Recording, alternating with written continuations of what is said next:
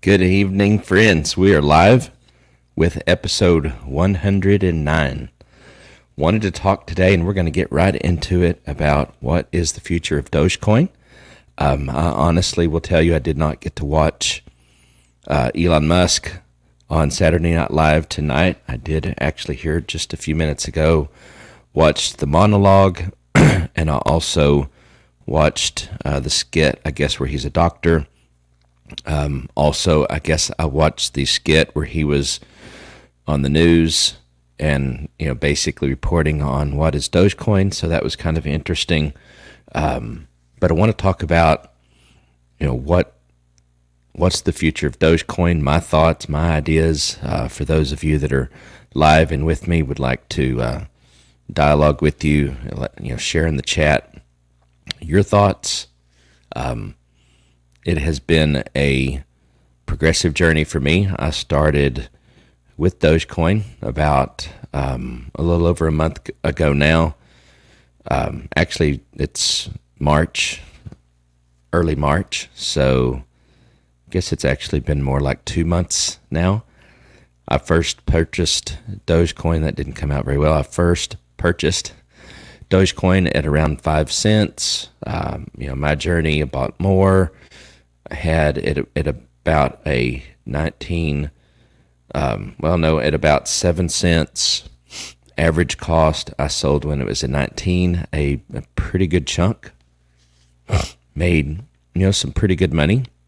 It was, again, my first experience in cryptocurrency, and I bought a couple of more times, and I actually sold my Dogecoin for enough to buy Bitcoin for a little bit. I had 11% of a single Bitcoin, and basically just had that. I knew that Bitcoin had a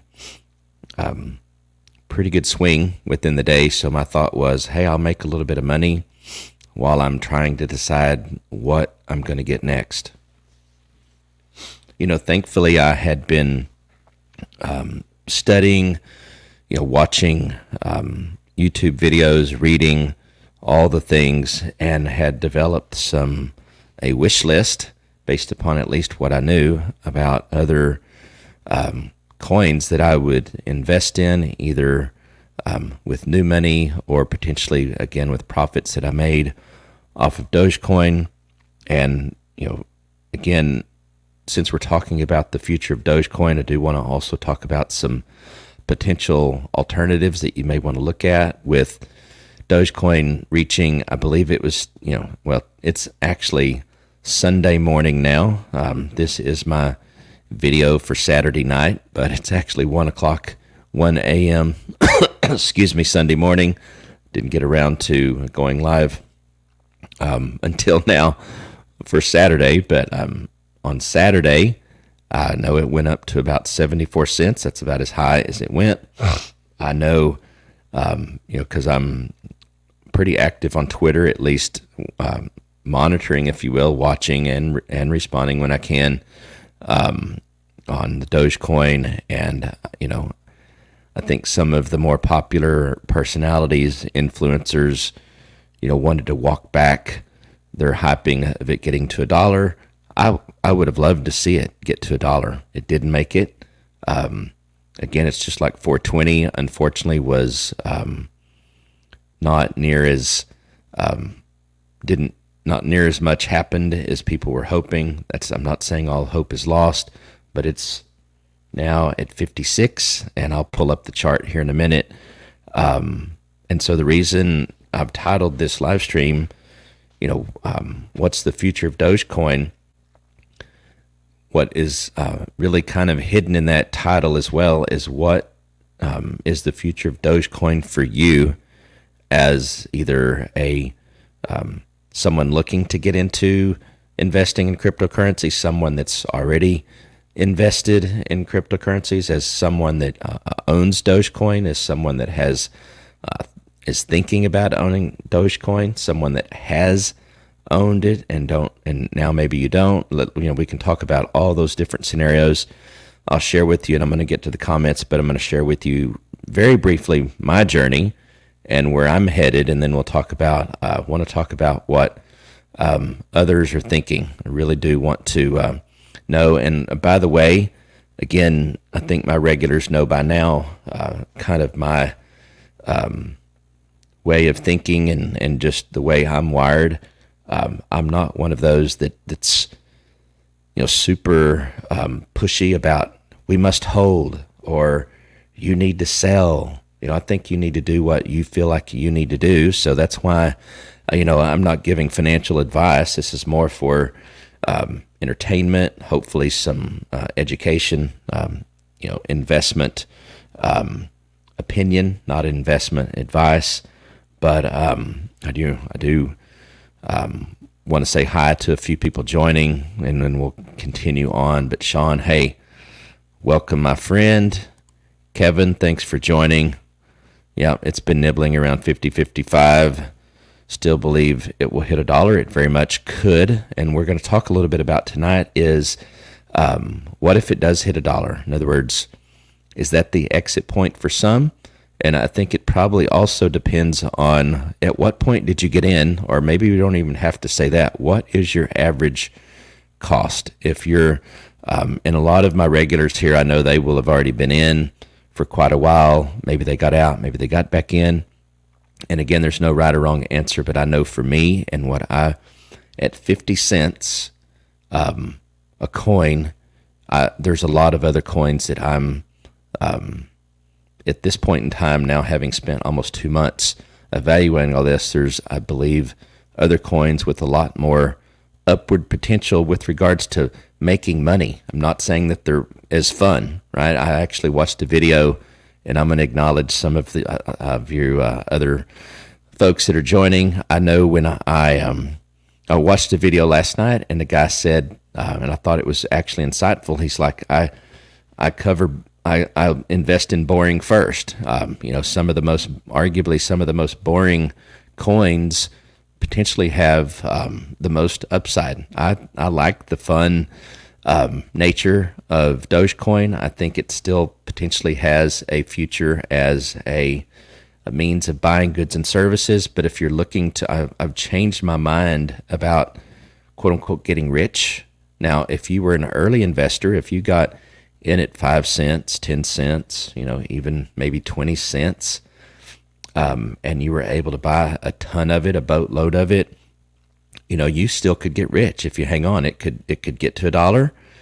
As Kevin's saying, it could never reach $1, or it could peak out at $1 or trade sideways at $1 for months and months and months. The thing we really have to ask is, what's real and what is what people want to make everyone else think about. And what I mean by that is, again, people are saying it's going to 5, it's going to 10. How many of those people want to get rich? And it's fine if they do, but if you just want to get rich, then honestly, you may buy into some of the exuberance instead of doing some of your own research that you may need to do. So, another failed promo for Doge. Yeah. I mean, here's what I told people, it's not advice, but what I shared with what I would do, evaluating, leading up to Saturday Night Live, and at that point in time, not owning any.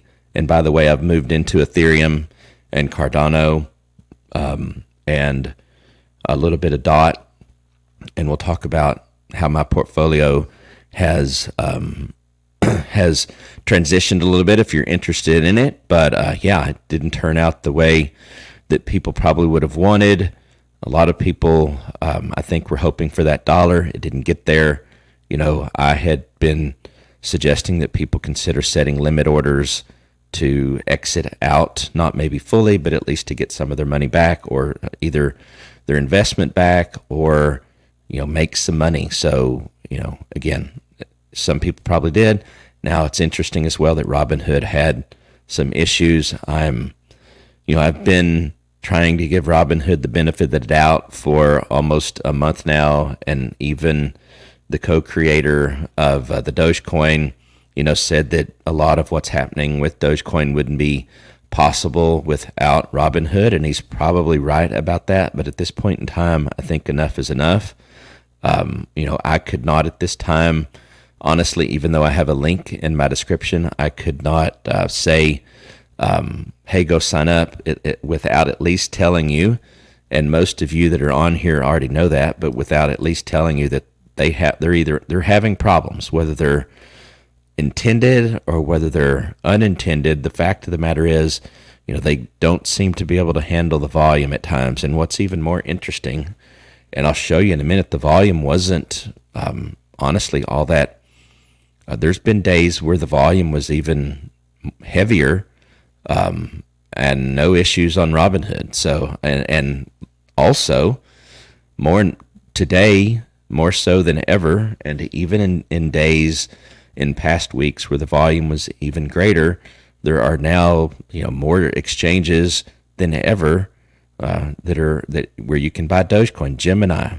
I mean, I'm not even going to know them all. eToro, Voyager, and by the way, on Voyager, they're having some growing pains, but that's where I've moved to with all of my new purchases so far for crypto. They have everything. I said this last night. They have everything, or they have the lion's share of the things that are on my wish list, or the things that I actually am now invested in. I still have some Ethereum on Robinhood. I still have some Neo stock on Robinhood. I'm kind of in a wait and see again with what do I do with what's already there. But it's just me, two things for Robinhood, and then we're going to get into the other things. But if you're watching the replay as well, hey, thanks for joining. Thanks everyone that's live, and I'm going to get to your comments. But something I would do for Dogecoin, for example, if I expected that there was going to be even another dip, I would sell what I have on Robinhood, and I would go buy Dogecoin probably on Gemini, maybe Voyager.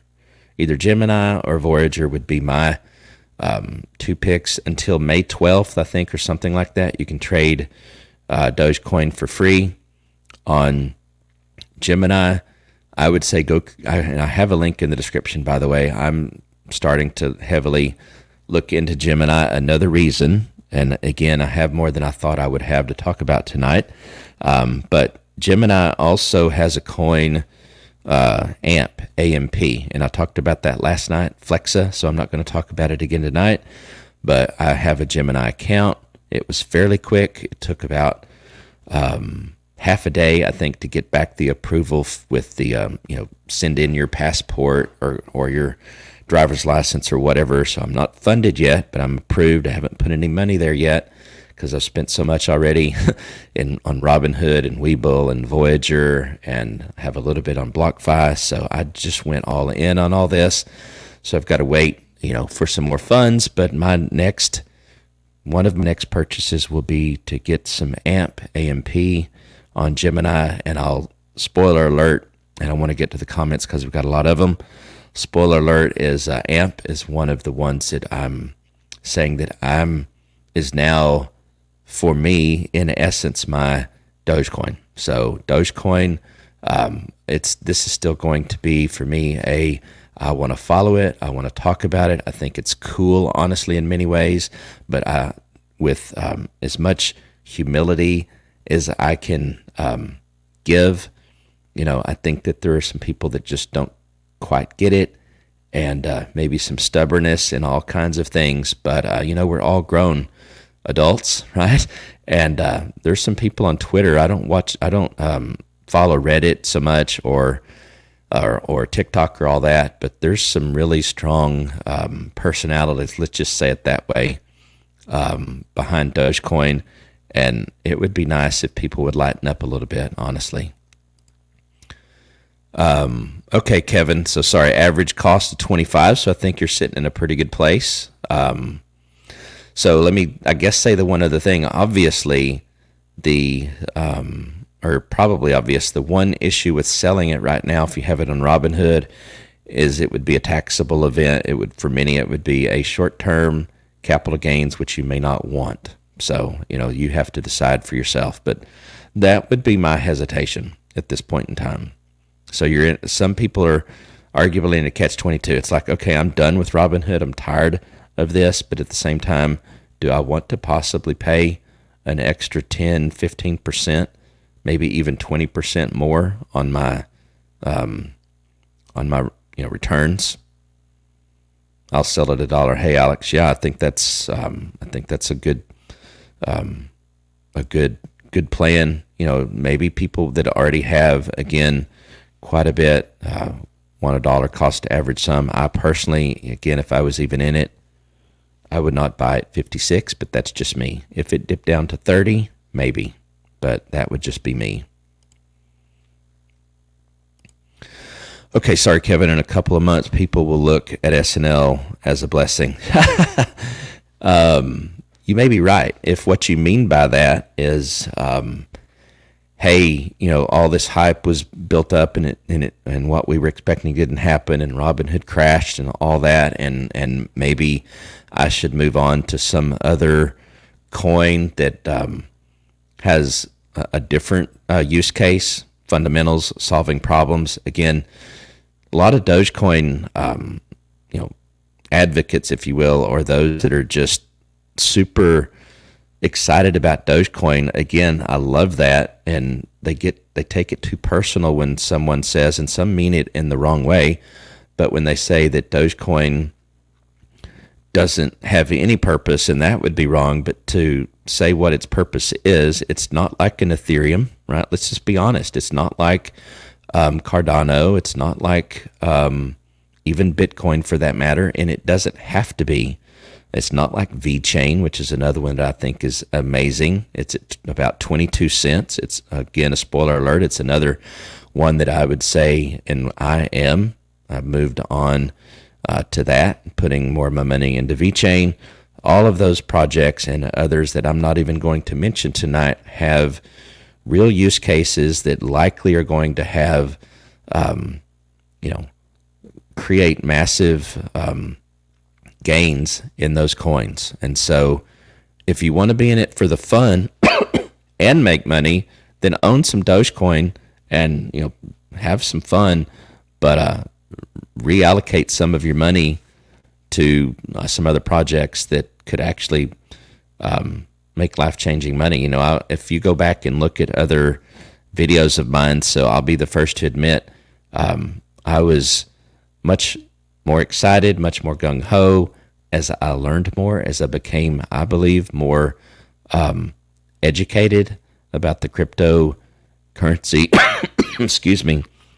market, world, realities. My view has evolved, but not to the point where I put down someone that's invested in Dogecoin. I think it has its purpose. That purpose for me, my reason for being in crypto, and that's just me, is to make money. I'm just going to be honest. It's not to have fun necessarily. Excuse me. If I can have fun along the way, awesome. But I'll invest in a, quote unquote boring coin all day long if it's going to return true money, and will actually potentially bring that life changing. Now, because right now, for the new people, again, not a criticism, but a number of the other YouTube channels that almost exclusively talk about Dogecoin, and I did for several weeks. I've moved beyond talking about it exclusively because the world, obviously, of cryptocurrency is so much more than just Dogecoin, and I want my channel, as I evolve as well, to be something that people come to, not just for Dogecoin, but to have dialogue and to talk about things, for example, like how to earn passive income, which we talked about last night. All those things are meaningful to me. I think it will be meaningful to others. If and when Dogecoin becomes a distant memory, maybe it will never, maybe it will. I want this channel, I want the things that I'm talking about to transcend any one particular coin or thought. So, yeah, Robinhood, I'm done with making excuses for them, if you will, or done with trying to give them the benefit of the doubt. Bottom line is they have failed multiple times. I don't know how I don't even know why I guess they feel like they have to in one sense, and at least they can say they did. But when they put out a tweet saying that their system is down, and then they get 2,000 hate responses, what do they really expect, right? It's crazy. It's crazy. Made people sell. Yeah, I mean, it's interesting too. I haven't looked at it a lot, but the guy that's, I guess, the CEO of what's it called, Grayscale or something like that, came out and said that yes, it was kind of probably a snide remark. He's basically like, "Hey, I'm done with Doge. I'm going to short it. Welcome to crypto." And of course they've got a big Bitcoin, not ETF, but they call it a trust. So it's like the precursor to an ETF. Once ETFs can be more common with cryptocurrencies, they'll probably come out with an ETF. And then they've got an Ethereum one. So, he was seen as, and I can't think of his name right now, but he was seen as a snob, and maybe he is. But I don't have the time, honestly, to evaluate and then respond to that. I mean, hey, it's a business. A lot of smart people make money all day long going short. Other people make lots of money going long. Lots of people make money doing both. There's lots of different ways. And at the end of the day, for many, many people, this is about making money, not necessarily about having fun. And again, if you can do both, great. But I've got a lot of other things in my life that I can do to have fun on. I'm looking to actually, be able to buy and sell cryptocurrencies, to again have legacy type things with regards to my family, their family's family, with cryptocurrency. If you do it right, and of course some of that is up to the market. You were talking about then moving into real estate and all kinds of other things. I mean, you want a number of asset classes. You want things that appreciate. You do want to, in my opinion at least, not leave all of your eggs in one basket with regards to crypto. Use it to get to where you want to be. But I would definitely say I have every intention on using crypto to acquire real estate and all those kinds of things, if things work out the way that I'm hoping they will. Yes, Sean, that's an excellent point. I could not agree more. One of the videos that I did the other day was what I learned about day trading crypto, and I day traded Ethereum. And in hindsight, I didn't honestly have to get the FOMO at the time that I did, but it prepared me because I basically sold it multiple times throughout the day on Robinhood. So I got to give Robinhood credit there. I was able to make $600, whatever it was, over a couple of days. That just added ultimately to what I was going to use to buy and hold Ethereum. My goal was to get it under 3,500 because it had approached that, went above that multiple times, but for quite a while there it took a dip. I wish I had gotten in obviously at 2,800 or even lower. I certainly could have. This is where Dogecoin helped me, if you will, build up enough to be able to buy some full coins, if you will, complete or whole coins of Ethereum. But it's doing amazing. I'm looking at it right now. 39.34, and my average is around 34 something. But yeah, the other day, about 3 days ago now, or maybe 4 days ago now, I'm like, it's just going to shoot up, and I missed it. And I'm like, now all that money I made day trading, I lost because I'm going to have to buy in and hold at a higher price. But I learned something, so it's cool. But now, I'm doing really, really well by having Ethereum, and I completely agree, Sean, 10 to 20K. And, there are those that believe not probably this cycle, but there are those that are saying 100,000 at some point in time. I would also say, Sean, and I don't know if you would agree with this, even if you can buy a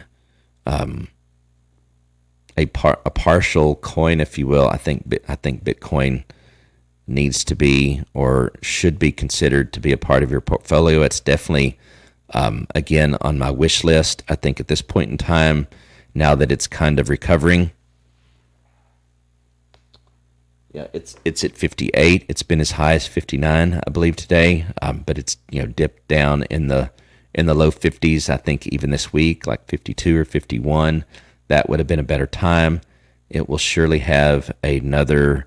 Well, I shouldn't say surely. There are those that believe that Bitcoin will go into a super cycle, skip the 4-year kind of thing, and continue and just shoot up to 100,000, 200,000. I'm hoping. Honestly, I'm hoping for one of those other classic dips where maybe it, for a period of time, retreats 50% or so, and I'm definitely getting in at that point. One way or another, I'm going to find a way, because Bitcoin, unless the whole thing crashes, unless it just, unless the whole ecosystem, if you will, just dies and it cannot be resurrected, it's probably going to 1 million within 5 to 10 years. I don't think there's any doubt. I'm pretty convinced about that now after spending hours and hours researching it. So definitely don't miss the Ethereum train. I agree. Dollar cost average is your friend. Find a platform that you like, one that you can not have to spend a lot of money on. Again, I think Voyager is going to be a good place to be. They're going through growing pains. Go watch my video last night and learn about their loyalty program and some of their interest-bearing, if you will, coins. And Gemini, again, AMP, is you can also earn interest on that, and that's it. Again, it's 7 cents. Who knows where that's going to go. Now, the interesting thing I will say about that is with Flexa, AMP is the native token, if you will, for Flexa, which is a retail credit card, well, not credit card, but payment processing. 40,000 merchants already. Now that's nothing compared to MasterCard, which has 70 million, but nonetheless, MasterCard's not there right now. Flexa, if people return to buying things out and about, then it's going to do great. But at 7 cents, kind of like where Dogecoin was at one point in time, I think it's a good place to have some money. So, Kevin, let's see your plan. Profits 1 and distribute the money between Ethereum, Cardano, Neo, Tesla, and Palantir. Hey, I'm joking when I say this, that you're reading my playbook. But I haven't looked at Tesla. I mean, it's over the weekend. Tesla is, right now, a great buy. Neo, I know everyone here that's a regular has heard me talk about it multiple times. I'm not going to pull up the chart or anything, but it's down from even where I bought it, and even at the price that I paid, I think like 37. I believe it's gone down as low as 36 or so. I still think it's a good deal at that. I don't have near enough of it.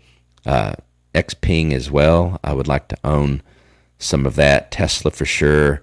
Ethereum, Cardano, yes, and I would add, again, like I said, Bitcoin and AMP. But as I've said multiple times, and I have a little bit of DOT, I think Link is good as well, but a lot of those are more mature, if you will. When I say that, I don't mean Bitcoin and Ethereum, but talking about DOT, for example, and Link. But Cardano and AMP and even VGX, I think I really like those. You very well could be right, Kevin. So for those that are not that haven't bought into Ethereum yet, maybe you'll get a dip where you can buy some in, but it's on I believe, generally speaking, an upward trajectory. I shouldn't try to even say that word, but it's live, so I can mess up. I think it's generally speaking, on a great path. Sure, it'll pull back just like most of them do. How much, I don't know. I'll be dollar cost averaging there if I can. And I think all of us know that to study this at all at any length, probably most of you, but for those that are watching this on the replay that are maybe not regulars here on this stream, Ethereum has the name recognition, if you will. They have the we're in there first kind of thing. They have the we already have working working examples, NFTs, smart contracts, all the things. But we all know that Cardano has the ability to do architecturally everything that Ethereum does and more, and at a much cheaper price. We're talking literally pennies per transaction versus hundreds of dollars, I think, sometimes. And the speed, I just saw a presentation on it yesterday. It can scale to, it's believed that it can scale to about 1 million transactions per second. And Ethereum right now at its best is about 50 transactions per second. So that's massive. So the scale at which Cardano can handle things, and with it being cheap, and here's the other great thing, right, about Cardano. Although, yes, you can, and Ethereum is moving to it, I think, with their quote-unquote 2.0 or whatever the fork is, London fork or whatever. I think they are moving to a proof of stake. It's primarily a proof of work right now, which is basically mining using the ASIC computers, just kind of like you would do Bitcoin. But with proof of stake, a part of that all is basically if you stake your coins, and there are other variations of that, and I talked about that briefly last night as well, you can earn interest basically, or call it dividends, whatever you want. So yes, Ethereum may have a pullback. And so for now, if you don't want to buy into Ethereum because you think it's going to pull back, then one thought is to get some Cardano, ADA, by the way. And by the way, as well, you can get Cardano on Voyager.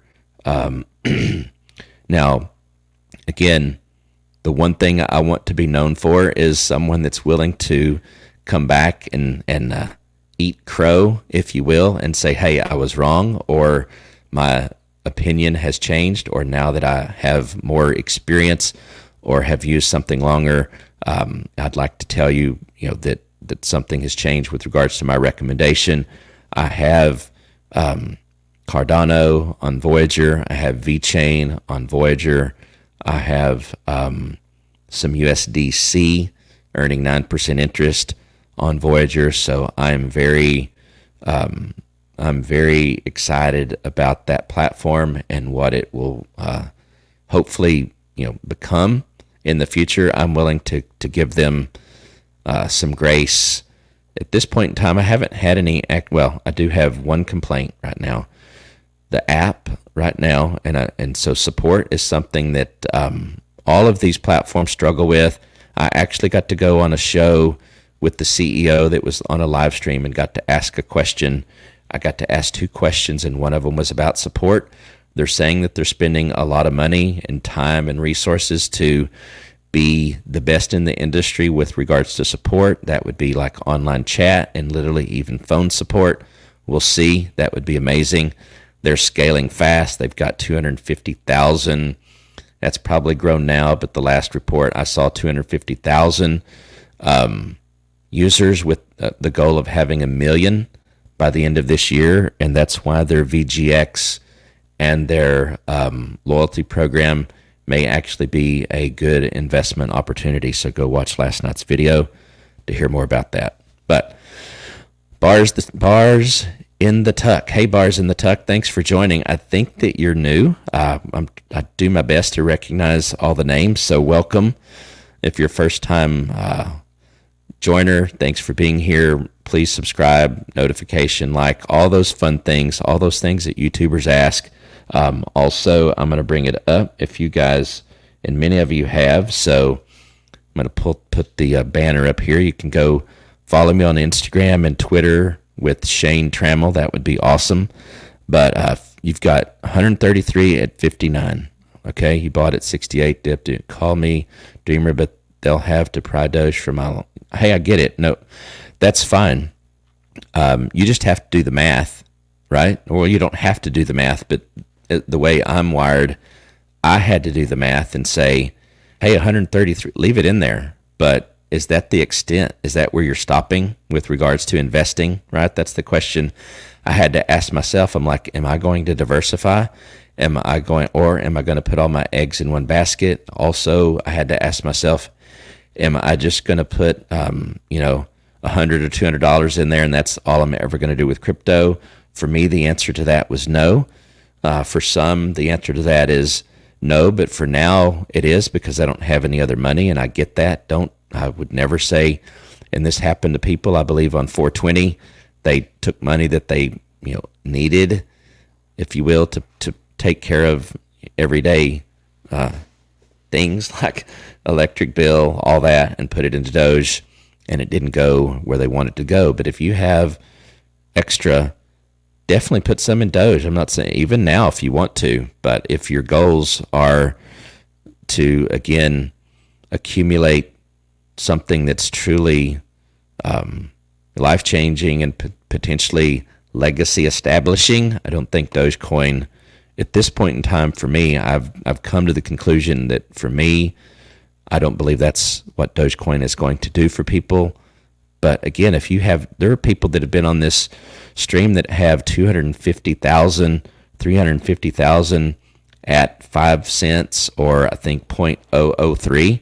I hope that they took, when it got to 74, I know I would have, I believe now, knowing what I know, I would have definitely taken some of that off the table, and then put it in USDC. I would have definitely taken some of that, put it into USDC on Voyager probably, and just earn 9% interest and just let it go. The thing we have to think about, and I've talked about this before as well, Michael Saylor says this, and I actually base a lot of what I'm saying off of him. He strikes me as just being a well-read, well-studied, MIT aerospace graduate, MicroStrategy founder, CEO, billions of dollars invested in Bitcoin for their company as their treasury, replacing cash.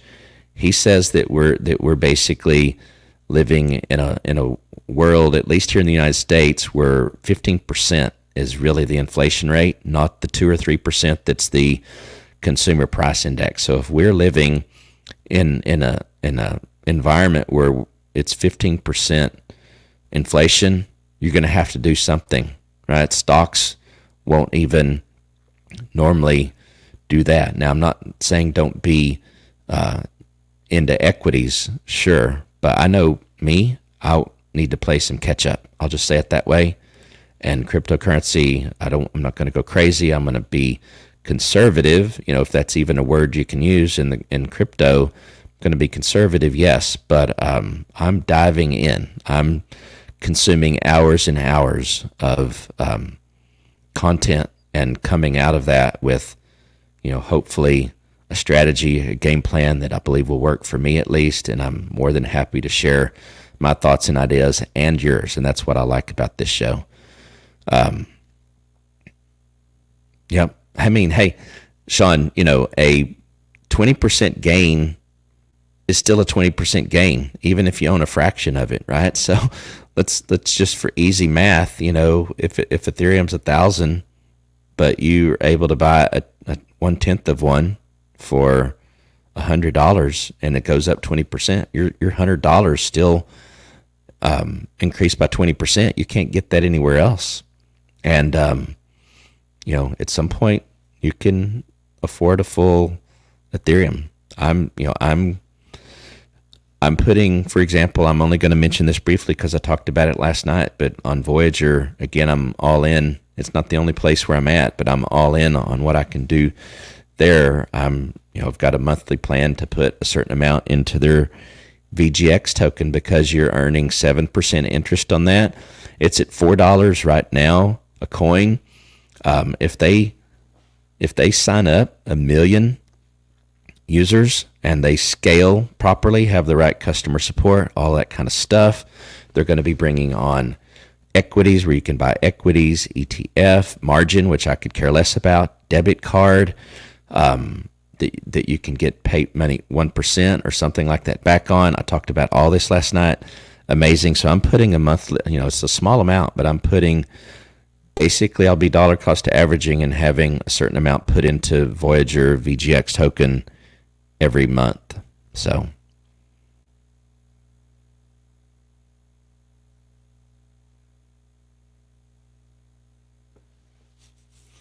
yeah, hey, I get it, Alex. So I did the math honestly as well. This is really interesting. I'm just going to talk about this somewhat, without all the specifics because I don't have the spreadsheet in front of me and all that. But with the money that I had to invest, and some of that comes with me maybe with arguably selling too early. Or, in hindsight, sure. Again, I'm still happy with my journey.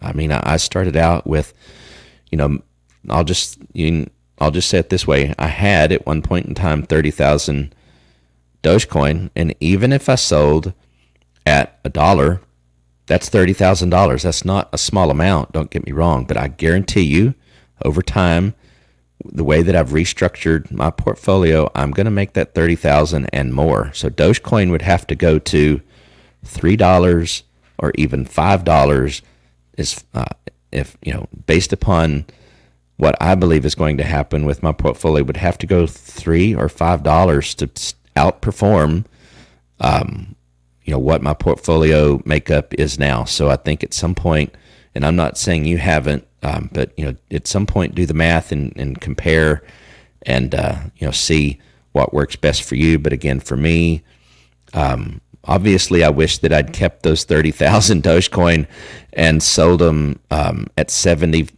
or whatever it was, the high today, right? That would have been the perfect exit plan. I would not have, in hindsight, definitely wouldn't have waited on $1. But timing is everything. And yes, maybe there's going to be a pullback, but again, it worked out for me. I have three point something Ethereum now. And all of that started with, and I put some more money in, don't get me wrong. That all started though with selling my Dogecoin at some point in time.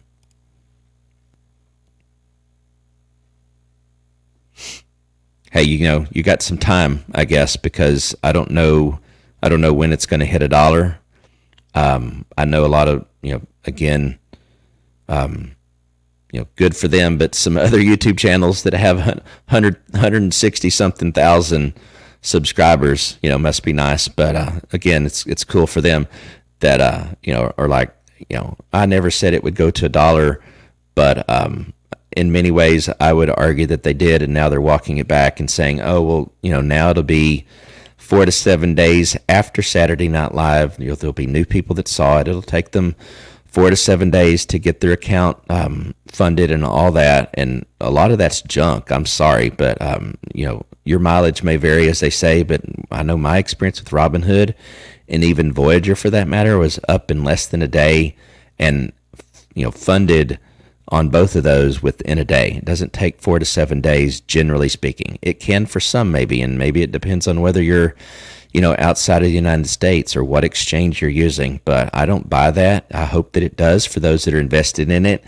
Gets to $1, tomorrow would be awesome. But I've gone a different direction for the most part. But I obviously hope that those that are invested in Dogecoin make what they were hoping to make, and that they can reevaluate what their portfolio needs to look like. But hindsight is 2020, that's for sure. Again, I would love to have sold. If I had it to do over again, and like you said, could had a crystal ball and could read the future, I first started buying at 5 cents.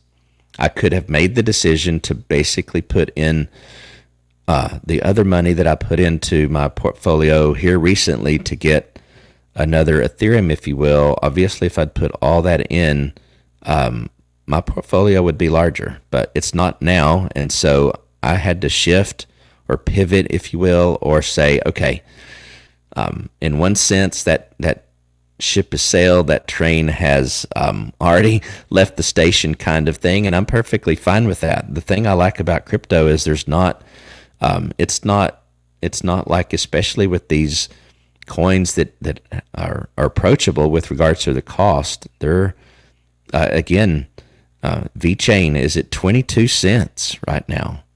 AMP, I don't know where it will go, but it's at 7 cents. So there are some projects out there that are just not outrageous. Cardano, $1.40, I think, or $1.60.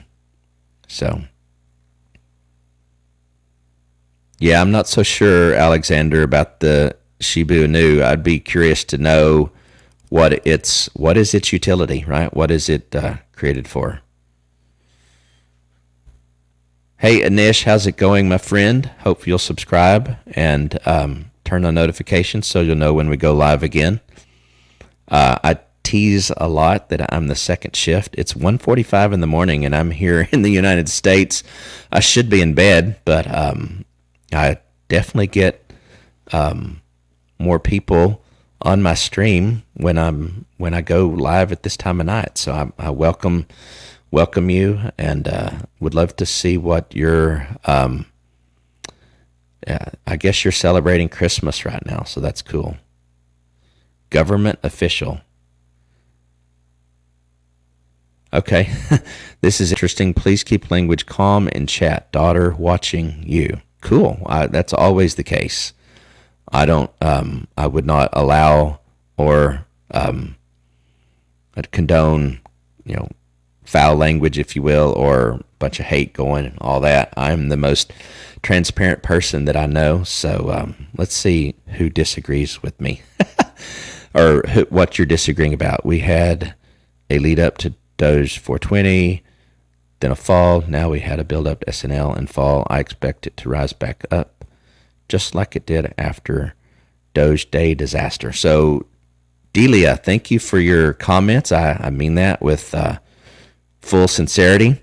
And it's perfectly fine here to disagree. I love that, actually. The thing that I'm not sure that you're aware of, maybe you are, and so I don't want to assume too much, and I've talked about this over the last 3 weeks or so.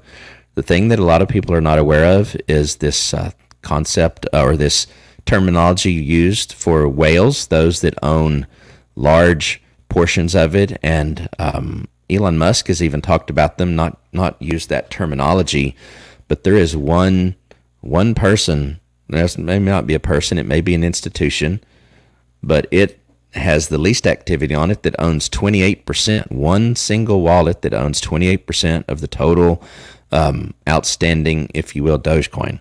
Now, the thing is, if you go look at those whales' activity, they can literally, by and large, control what they want the price to be. Then you also have the problem, the seemingly problem of Robinhood. Now, if you're on a different platform, maybe you don't experience that, but there are a lot of factors that are outside of your control. Maybe even uniquely with Dogecoin, it's, obviously number 4 now market cap. So it's getting up there, but generally speaking, most of your large cap cryptocurrencies are not as easily swayed, but Dogecoin, I guarantee you, over the last month, whenever the whales want to manipulate it, and I've said, and I'll stand by this, that I'm not saying that the manipulation that they're doing is even necessarily bad, but you are not going to be able to fight that. There's going to be, and maybe it'll come, but, the Dogecoin community will need millions more people to come on, and they'll have to buy a lot more, and they're not going to. I'm sorry, but at 50 cents, you're not going to have people buying, not many buying hundreds of thousands or thousands of coins necessarily. So I don't want to I'm not really jumping on down on what you said, but I don't see Dogecoin getting, above $3 anytime soon. So again, if you got in early and you got it at 10, 20 cents, maybe I would say no more than that, then obviously maybe you have a reason to stay in. I could, if I wanted to take the time, could show on paper in a spreadsheet how the decisions I made for me based on where I exited Dogecoin, that it makes no sense at this point in time other than to have fun to buy into Dogecoin, given where I believe it's going. Now, if you believe that Dogecoin is going to $10, $20, then, I understand why you'd want to stay in. I just don't happen to share that opinion.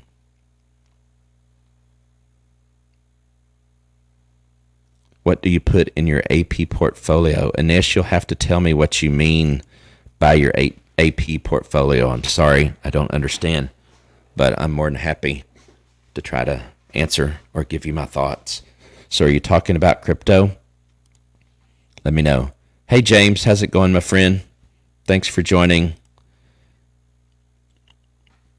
Yeah, Anish, I still don't understand what you're trying to say. I'm super sorry. Maybe in theory, Dogecoin go up in theory, but sorry, we can't talk about our opinions anymore. Sure we can. I want to hear your opinion. You can talk about them here. Maybe there are other places where you don't think you can. So I am not I wouldn't characterize myself as one. I'm not a Bitcoin snob, if you will, or someone that believes that if you don't buy just these two coins that you don't know what you're doing. I'm trying to share, again, not financial advice, but my financial opinion, investment opinion, and for me. And my portfolio, my direction is not to hold at least significant amounts of Dogecoin. Again, if it becomes the currency of Earth, famously famous term used on one of the channels, which is perfectly fine. But if it does become, quote unquote, the currency of Earth, great. But I don't think it's going to appreciate $10, $20, $30 a coin, because I honestly believe, let me ask this, what would make that happen? So you want to share opinions. Do you really think that, for example, if Amazon starts accepting it, then is that going to make it happen? And oh, by the way, the hype, honestly, I think needs to stop as well if Dogecoin is going to really go where it needs to go. And if you truly want, those that are getting interested in Dogecoin to have, and that's why I'm hoping some will come to this channel, because I believe you'll hear it here, just the truth of the matter of things, right? On one of the popular channels, and this is not beat up the other channels, and that's why I'm not using names, because I don't want to call names. It's not about names. It's about truth. It's about transparency. It's about telling people what they, in my opinion, really need to hear. A lot of these other videos are clickbait. One said, Amazon now accepts Dogecoin. No, they don't. You can buy a gift card on Amazon, and then you could turn around and use the gift card electronically, and that is a way, I guess, that you could use it. But Dogecoin is not, you can't go onto Amazon.com and order something, put it into your cart, and then check out in Dogecoin. I saw a tweet today that said that Dogecoin was now on the Amazon app. I'm really curious. I tried to find it. I'm not sure where that's at. I would love to see proof of that, like a screenshot or something, and if it is, that's great. If it's not, honestly, the person that said that needs to be I guess reminded that, hey, let's just tell people what's actually going on. We don't need the hype, we just need the truth. And so to make people think that it could go to $100, for example, maybe it could, but think about what it would really take to get it there, and then make your own decisions. But shout out to Jacob. So Anish, who is Jacob? Okay. You're 7. Okay, so that's cool. I'm going to assume that that's true. So Anish also says shout out to Jacob. So I will show that as well. And then I'm going to come back to your question. So Anish, so I would love to hear about your wanting to invest. So I have a daughter that wants to invest as well. So Dogecoin is great for that as well. In other words, again, I owe a lot of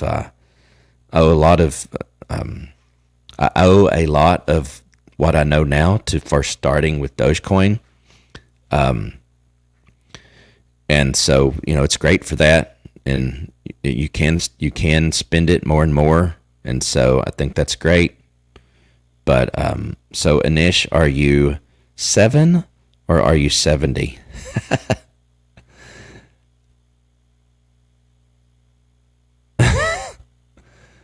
Old is gold.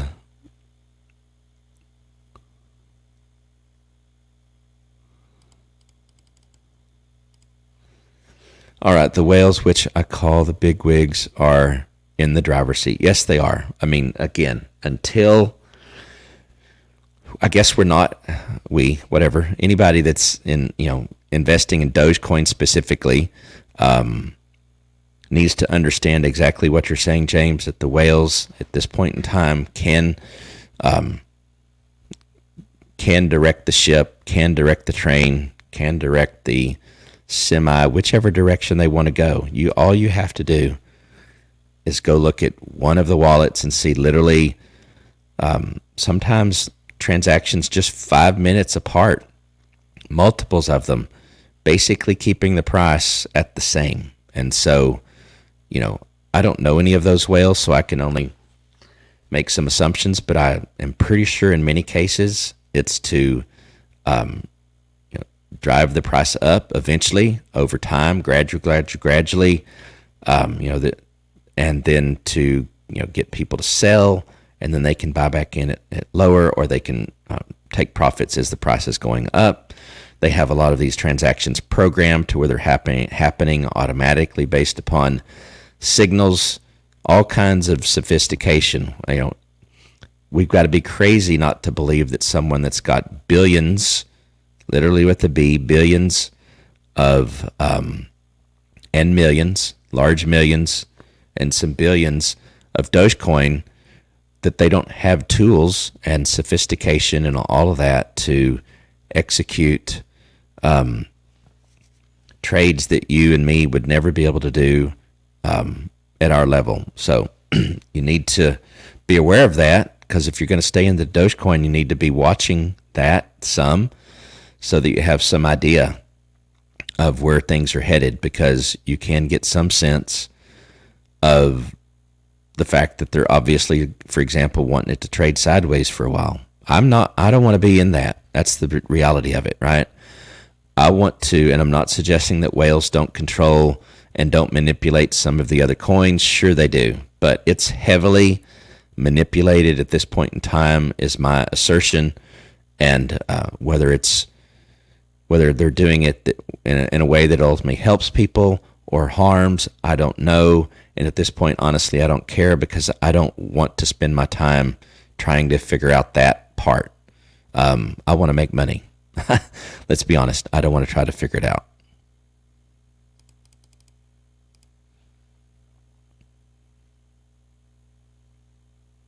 Hey, James, thanks, my friend. I'm glad you watch it. If you literally try to watch it or watch it every night, I must be doing something right. I have to say that. So that means a lot to me. Thank you. Hey, Brittany, thanks for joining. I hope you're still on. I'm trying to get to the comments. I think this is probably your first time, so I hope you'll subscribe and turn on notifications and give me another opportunity, or go watch some of the other videos. Hopefully you'll see some things that resonate with you, or find this channel helpful. But let's see here what you're saying. Facebook bragging about how much they've made on Dogecoin, so I gave in today and finally bought at 70. Not my smartest move.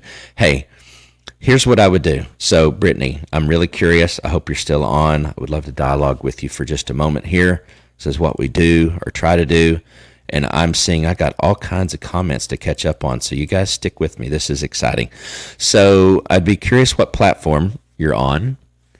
And I guess it depends on what your goals were. If you want to get out, obviously, if you just want to get out, and get to the point where you are not pressured to make the next decision, you can set a limit sell on Robinhood, and maybe you pick a price it'll probably go back up to 72. I hope. I don't know when. So I hope that you don't need the money right away. That would be more unfortunate in my mind. I still believe it probably will get up to $1. I just don't know how much beyond $1 it will get. So you'll have to decide whether you just want to in essence, make your money back and get out, or if you want to try to make a little bit before you do. So one option for you, again, is to set that limit sell. And if you don't know how to do that, put that in the comments, and I could try to show you how maybe at some point in time. But put in a limit sell. Maybe you put it at 72 cents, 73 cents. I wouldn't go much higher than that if you're just wanting to get out.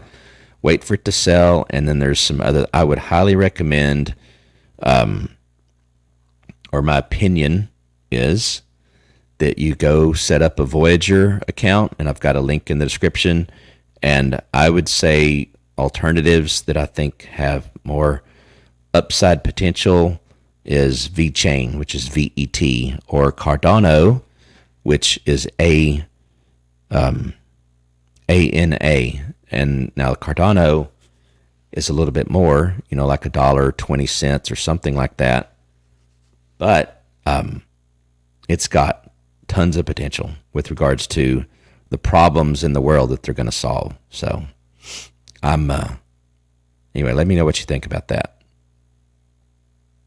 That's true. And James, I'm learning that as well.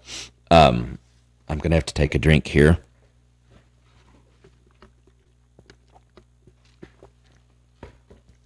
I definitely, and I'm not going to share this story. I'm literally just going to say one thing because I took almost 30 minutes one night to describe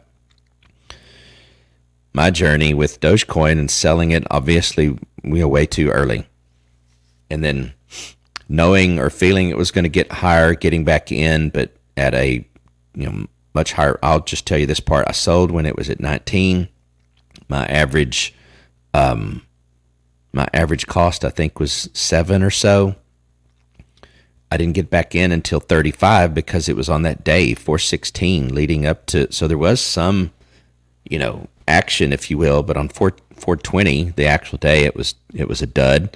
But on 416, that's the day that it went up to like 48 cents. So it moved so high that I couldn't get back in, and I should have waited because it went back down into the 20s. But you never know. And so this is where, in my opinion at least, where emotion is not necessarily your friend. There's a lot of emotion behind Dogecoin because it's a meme coin, and because there's obviously tons of, there's YouTube channels that are dedicated to Dogecoin, and they're always I've not seen a single, I could be wrong, and I'm not suggesting that they should just be always negative. I've not seen a Dogecoin dedicated kind of channel that really shares fully what people should be thinking about. It's all about to the moon and all that kind of stuff, and all that's great, but I think you need to think about it a little bit more holistically. And yes, don't panic. Learn things about how to protect yourself, like with the limit. Sell, limit buy. You can use limit buy. I use that all the time to, if I'm, you need to have some time, if you can, dedicate some time to doing this, to looking at the kind of the trends on the day, and don't pay more than you should. For example, use the tools that you have.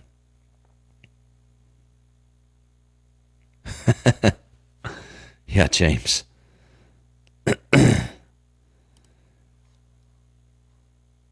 Yes, only invest what you can afford. I completely agree. I think that was a big deal on 420. I have this sense that there were tons of people that invested money that they didn't really have to invest. So,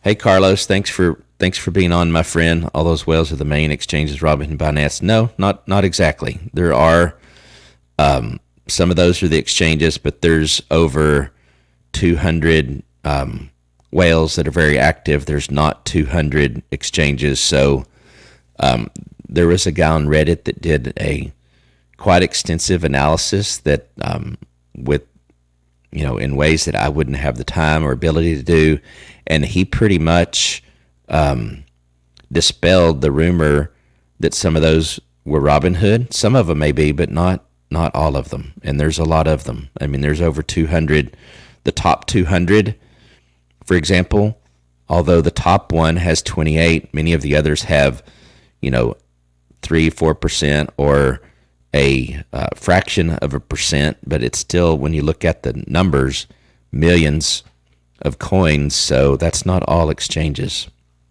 And if you look, if it was exchanges, then I don't know how that all works, because some of these transactions are literally, we're talking millions either bought or sold at a time.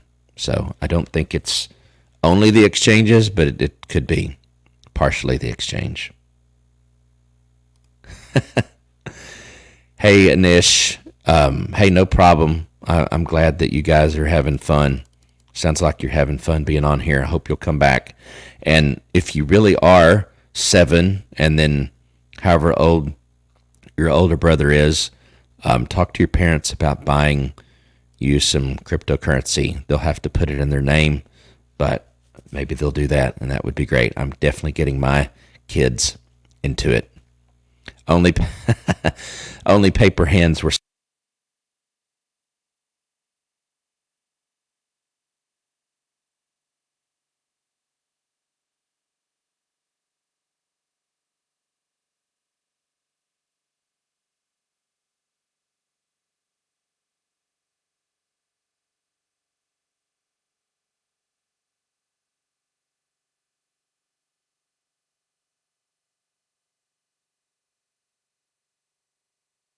All right. Hey, guys, sorry. My camera battery went dead, and I didn't have it plugged in. I almost always have it plugged in. Hey, I'm just going to camp out on that statement just for a minute. So only paper hands will sell. Everybody gets to decide. So, yes, I guess people that sell are characterized as having paper hands, but they get to choose, right? It's their money. It's their investment. They don't owe anyone any explanation, or they don't have to consult with any other investor about how to manage their portfolio and their money. You wouldn't want them, honestly, to tell you the other, those that are diamond hands, I guess, like yourself, might, the paper hands might have just as big a problem with the those that have diamond hands, because diamond hands sometimes hold to a fault and lose money. And some diamond hands are the ones, that eventually decide to sell when it's gone all the way to the bottom, because they're like, obviously this is not going to work out, time to get out. So it's fine either way. I've said from day one, when I started talking about this and learning about cryptocurrency, I have no opinion. If you want to sell, sell. If you want to hold. I actually think both strategies are appropriate. Just depends. Yeah, I'm sorry, Tom. I went dark there for a minute. My battery died on me. I'm assuming you can hear me now, though.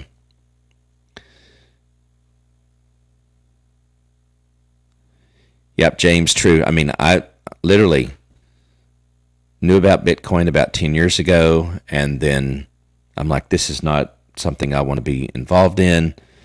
Roughly March 4th, I don't even remember how it happened. I got a Robinhood account. I bought some Dogecoin. Then I bought some more, bought some fractional Ethereum, bought a little bit of Bitcoin. And, it's amazing what you can learn and how much you can grow in just 2 months. And I'm not even close to where I want to be. So yeah, I've been drinking out of a fire hose, as they say, but I'm glad you're here. Thanks for joining. Share this out if you want, and maybe some of your other friends would want to come join us. So Tom, you can hear me now, right?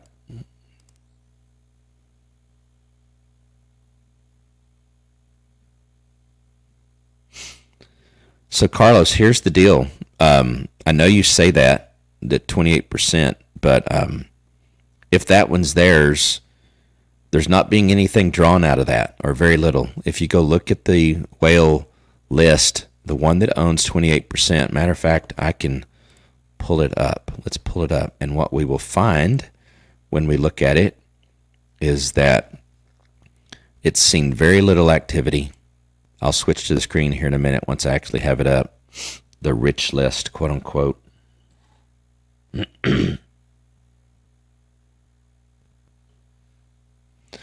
All right, so here is the rich list, and if we look at the top one that owns 28.36%, so it's sitting there inactive. The first in was on February 5th, 2019. The last in was May 8th of 2021. We could go and actually see how much was brought in. That's just bringing it in. The first out was 2019. The last out was back in March 12th. So this is not a very active wallet. Now, we could scroll through and look at a lot of these others, and I'm not going to spend the time on this because I've done this in other live streams. But, and this is also just the wallets that, that we know about, So anyway, you can look and see. If we scroll through this, I exported this to a spreadsheet at one point in time, but if you look at the number of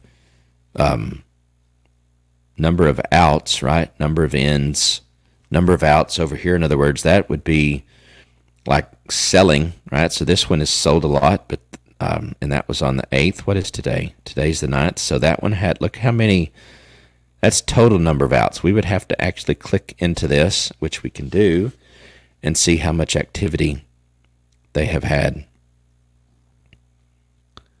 And this is kind of running slow, but now we can see here. And so, again,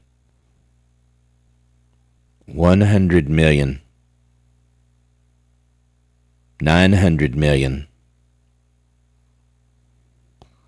400 million, 400 million. Look at this. Again, price for multiple transactions in a row, basically the same thing. 54 cents, 541 and 542. And then all of this. So, one of these may be Robinhood, but a lot of these I do not believe are the exchanges. Some probably are.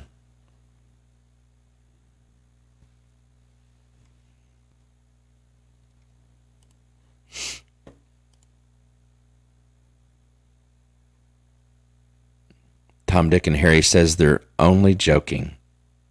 Okay. Hey, Brittany, you're here. Good. Hey, I lost my connection for a minute. Let's see. Okay, so you excuse me. I'm getting to your thing here. I'm going to look at the Carlos people that got in high above 65 are blaming other people. That's wrong, and those paper hands need to go. Well, nobody, here's the problem with that. Nobody should be blaming anyone for anything. People are responsible for their own investments, right? Let's be real.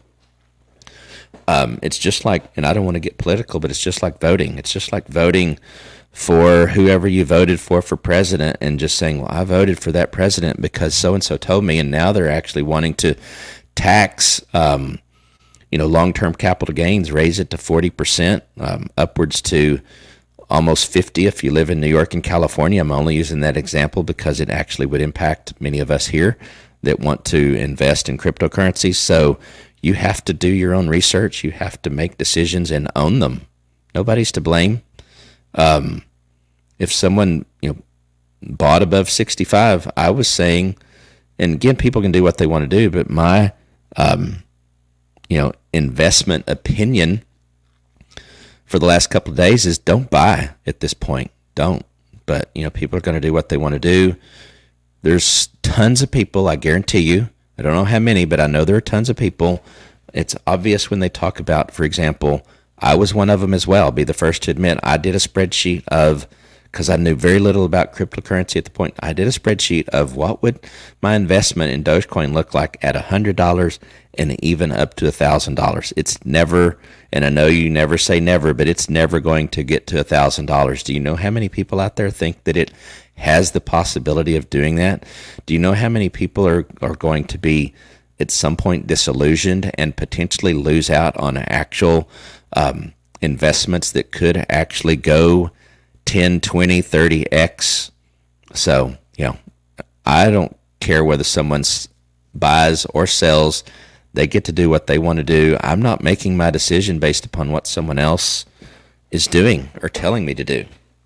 Well, I may make my decision based on what others are doing. For example, if I can see that the whales, for example, are controlling, and try to make some decisions based upon that to the best of my ability. But in other words, I'm not going to buy at 65 or cents because someone says it's going to 2 alone. Now, if someone that has been doing cryptocurrency successfully, let's say for a decade, if they're saying buy Dogecoin, it's going to $2, there might be something to that. Maybe they actually have some insight that I don't have. But again, I've said enough about this. There's nobody to blame. We don't get to blame anyone.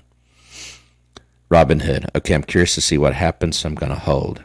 I've subscribed. Thank you. Yes, hold. I mean, I definitely think that's a good approach. Hold. You just need to think about, in my opinion, where is $1 where you want to exit? Are you hoping for 2? If you're hoping for 5 or 6, I'm not going to say it won't get there, but you're probably going to have to hold it for quite a while, and that may not be that big an issue. If we're talking, and I don't remember, you might have already said, if we're talking a couple $100, something like that, then leave it in there and just wait. If we're talking thousands of dollars, my strong opinion, again, not advice, but anyone that's got thousands of dollars, 1,000 or more, thousands, or 1,001 or more, I would be getting out of Dogecoin, period. I mean, that's just my thought. At a point where you're not losing money, I would get out and I would move on to some other things. But that's just me. That's just me.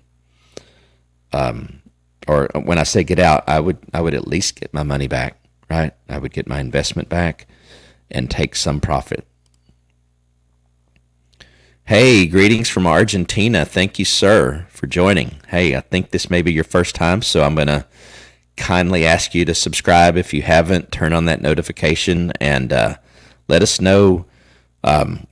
Tonight we're talking about Dogecoin because it's been such a hot topic. As I mentioned earlier in the stream, we have moved beyond talking about Dogecoin exclusively. We will continue to talk about it at times because, again, how can you not cover it? How can you not talk about it when millions of people are buying in? So thanks for joining. Let me know whether you're a Dogecoin holder. I'd love to know. Yep, I agree with that, Carlos, completely. Totally agree. But it's hard, right? I mean, I'm learning as well. I will be the first to admit when I finally decided that I was going to, quote unquote, take my profits out of Dogecoin and move into other things, there was some emotion involved because, just for me, I'm like, okay, this model that I had in an Excel spreadsheet, I'm like, I can continue to just hope that it will come to pass, and maybe it would, or I can use the now 2 months of knowledge that I have and adjust, what my portfolio is going to look like. Because again, the end goal is still the same. Not because I want to be rich in and of itself. I do want to make some good money doing this. Again, to be able to have legacy, to be able to everyone, I think, wants to do, and many people, I hope, are actually doing what they want to do, quote unquote, for a job. But many other people, I know without a doubt, have other passions, other dreams. They actually have talents that would be better used in a different way, and they actually know it. But obviously, they've got to work in the job they're in to pay the bills and do all the things, all the same reasons that people get into network marketing and any number of things. I don't have any problem with network marketing, just using that as an example. But the main the reason that so many people try so many different things because they're looking to be able to have time freedom, which means basically you can use now your time the way that you want to because you have, the finances to take care of the things that we all need: eat, sleep, roof over our head, transportation, all those kind of things. And so, yeah. That's right, James. Yep. Do what you feels right. Don't let someone else ultimately. Um, it's Elon's. Could be. It could be. I don't know. It's someone's, but the thing I said, like I mentioned, is that the one that whoever that is or whatever institution owns it, there's not been a ton of activity in it as compared to many of the others in that list. So,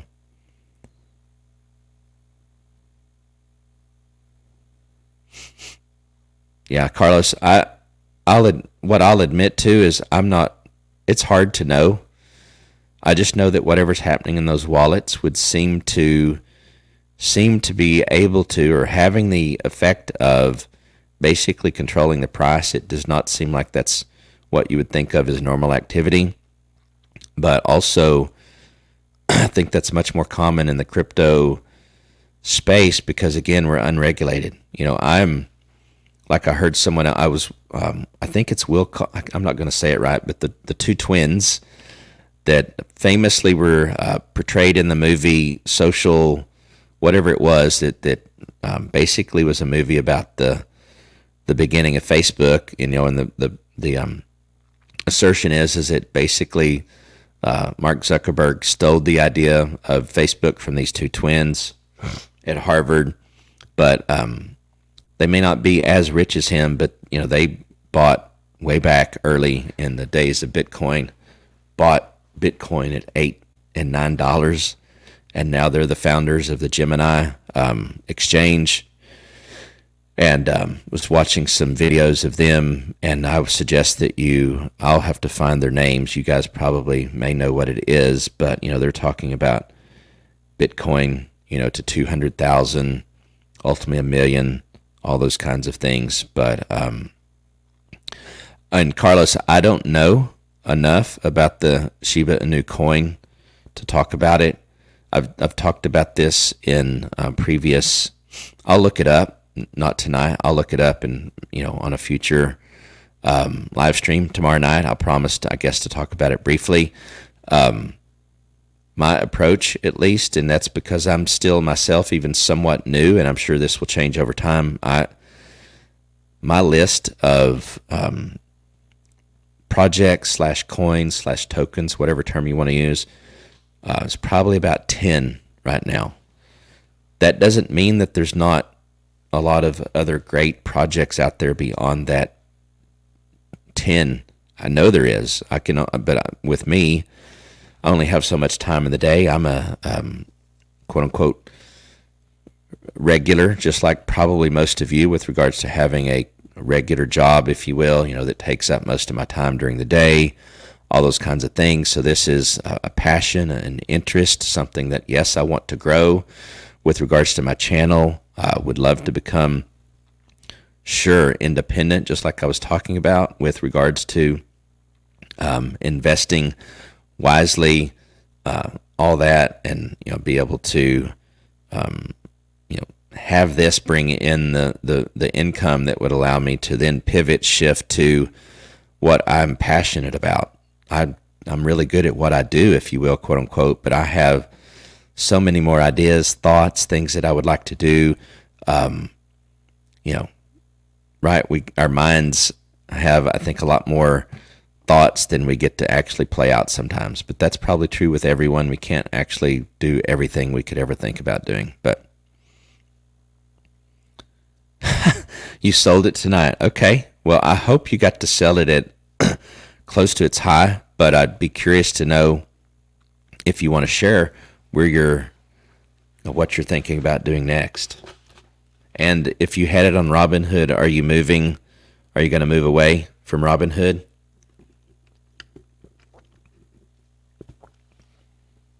Yeah, I think Dogecoin, my journey with Dogecoin was fun. A lot of fun, actually. So, really cool.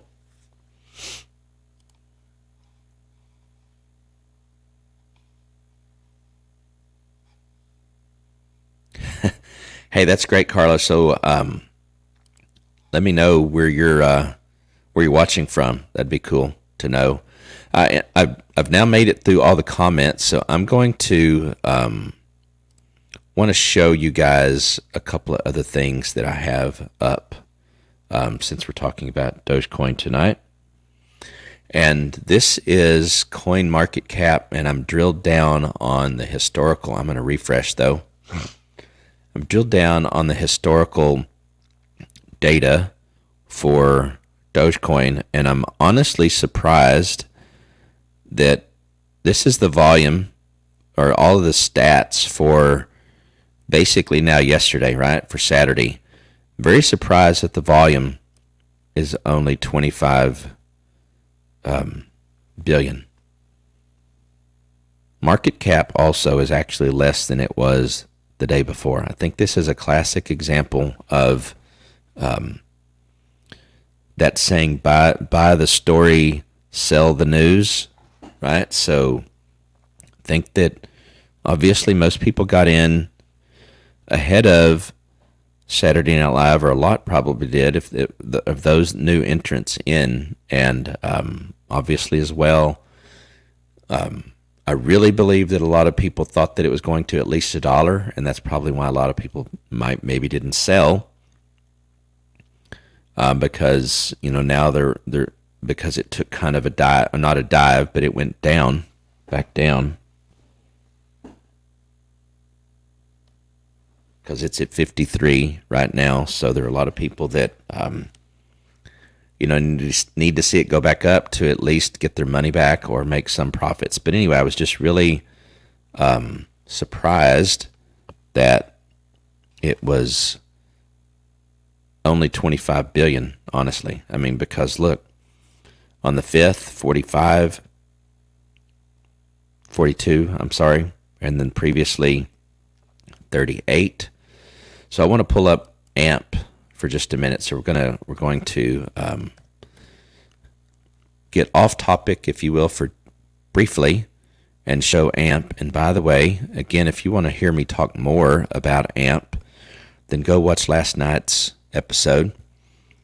But again, this is the native token, if you will, or the token that's used for, and this is I believe a proof of stake, as it would be called.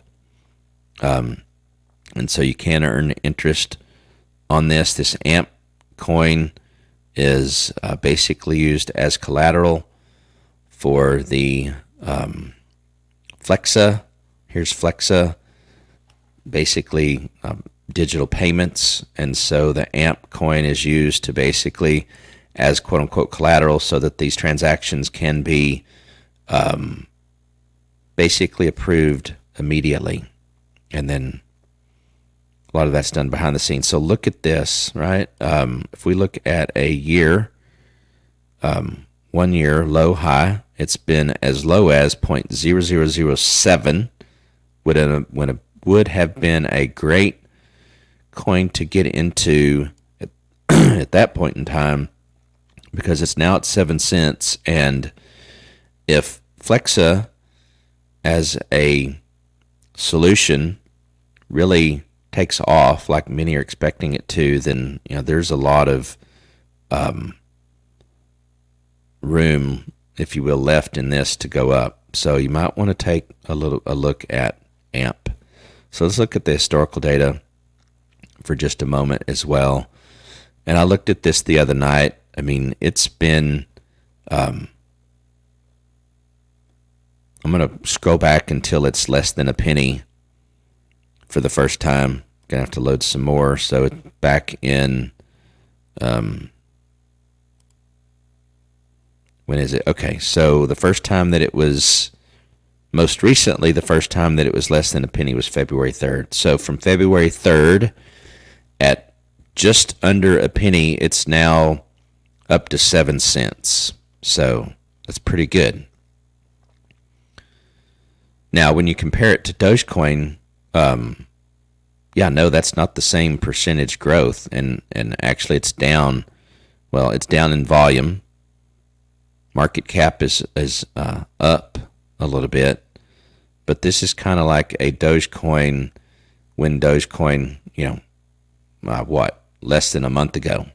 I'm not saying it's going to run up as fast as Dogecoin is, but if you were late to the party, quote unquote, on Dogecoin, it didn't get it at pennies or fractions of a penny. I think this actually has some potential. So you obviously have to do your own research, but you may want to look at it. So I was also going to bring up, do I have it here? Let me, let me go back to camera one for just a minute. I'm going to log in here to Gemini, and we'll look at that.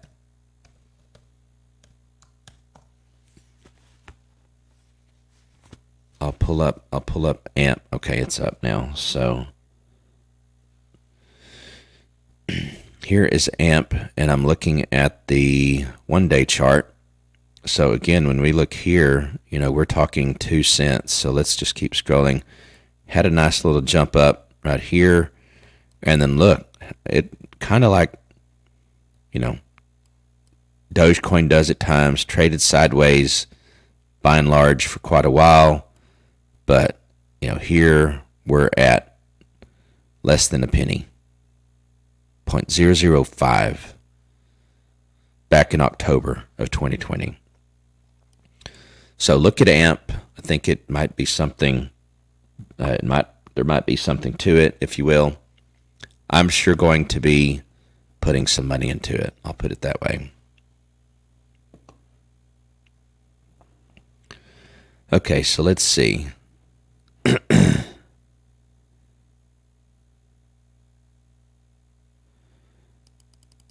I need to get caught up here.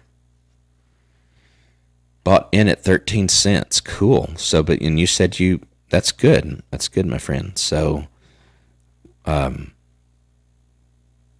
what are you going to get into next? Carlos, New York City. All right. I love New York City. I'm not sure that would be a place for me to live, day in and day out, but I love visiting New York City. Win-win. Yes, I agree.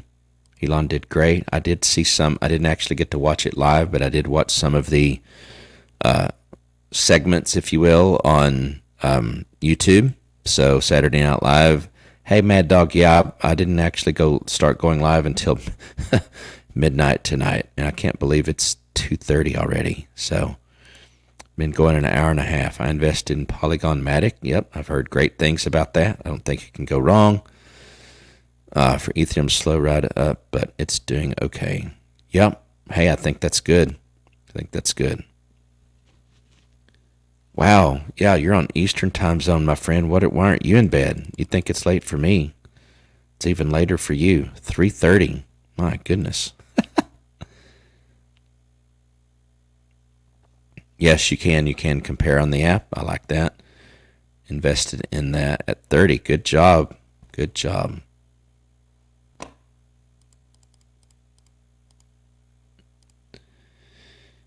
Hey, Yamasif, I'm sorry if I'm saying that wrong.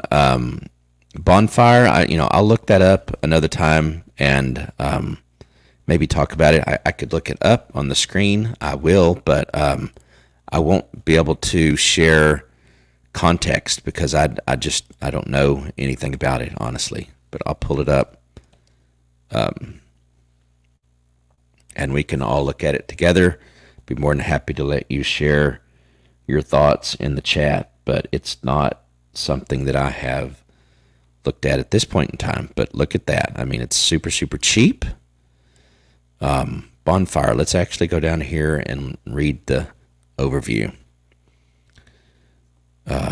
Okay, so it says, Bonfire is a community-oriented, frictionless, yield-generating, contract-based, okay, on the Binance Superchain. I can say that I know that the Binance Smart Chain is pretty hot right now, so there's some really good projects on that. I don't know again about Bonfire, but let's keep reading here. It says this project is based on RFI tokenomic model that takes a 5% fee on every transaction that is proportionally redistributed to all holders, okay? And another 5% fee that goes into the liquidity pool to provide additional security. The project maintains the long-term goal of launching decentralized social media. Hey, that's actually pretty interesting to me. I mean, here's going to be the problem, in my opinion. So I'm glad you actually brought this up. I'm all for a lot of these things. So the first question I would have with regards to this social media platform, would it be free? Because I think a lot of people would be willing to leave Facebook if something continued to be free, if they knew that their data was actually theirs, and instead of it being in essence the other way around, where they would literally be paid if they wanted to release it to Facebook. Facebook would actually, or this platform would actually pay you for your content, regardless of big or small, doesn't matter. And if the UI, if you will, the user experience, user interface is actually well done, all those kind of things, then I think you would get a lot of people to adopt it. If there's a cost to it, to people using it, I think Facebook has made it to where, and all these other social media platforms have made it to where people are not going to pay to be on a social media platform in mass. People are, I think, generally speaking, willing to allow their data to be used if the platform's free. But I'm interested in this social media platform aspect of it. The NFT aspect is pretty cool, as well as other utilities and sub-projects. The strongest asset of Bonfire is the incredible community that has built it around. Giveaways, competitions. I'll definitely have to look into this more, to be honest with you. This is one of those things like early days of Dogecoin. Maybe it's worth putting in a couple $100, and maybe you, for me, I'm already super, super busy, so I would not be active in quote-unquote the community, not because I wouldn't want to, but I wouldn't have the time. But it might be something I put some money into, walk away from, and see where it goes. The one thing I'm going to be completely honest with you again that I hate about a lot of these smaller projects is having to go through Pancake Swap or whatever other type of things you have to go through in order to get it. That's just because I'm not used to doing it yet. I like easy, so that's why I like going to the exchanges, but I get that a lot of these other ways of doing things, you could argue, are more like the way that it was intended to use the blockchain. That being said, I'd have to look into it. That's just like SafeMoon. I read how to get it, and I wasn't probably ever going to get any, but it seems like it's about a 3 or 4 step process, and I'm like, not going to do it. But Bonfire seeks to stand apart from the crowd and move toward the future stability and multi-faceted use with a dedicated team of multi-skilled and highly technical experience. I'm going to have to look into Bonfire more. So I'm glad I actually went ahead and clicked on it. Let's actually see. Yeah, Pancake Swap. Let's see all markets. So Pancake Swap is where you can get it. I'm going to have to figure that out a little bit more. I think on Pancake Swap you have to see. I don't even know what. BNB. So WBNB. I think that's a wrapped BNB. So I'm not sure how you do that. So that would be interesting, right? You're going to have to get some WBNB somehow or another. So let me know if you don't mind. How you bought yours. So Yamasif, let me know. Hey, and by the way, subscribe and turn on notifications. Maybe I did something stupid today. I sent to my Binance folder, now waiting to get customer service to help correct. To Binance ERC folder. So you're saying, in other words, wow, okay. Well, I hope they can get that worked out for you. I do. Hey, Sea Sky City, it's been a while, my friend. I invested in Bonfire. I went all in, 80% profit in a week. Hey, I'm like, hey, this is like, again, and maybe it's even cheaper than what Dogecoin was. And utility-wise, it sounds like it may even have more possibilities utility-wise. Again, Dogecoin, I think mostly used as a way to buy and sell goods and services, and I'm not saying that's a bad use case, but some of these other things are even more interesting. So I guess I'm going to have to bite the bullet and learn how to use Pancake Swap and figure out a wallet and all of that. So can't argue with the 800% profit.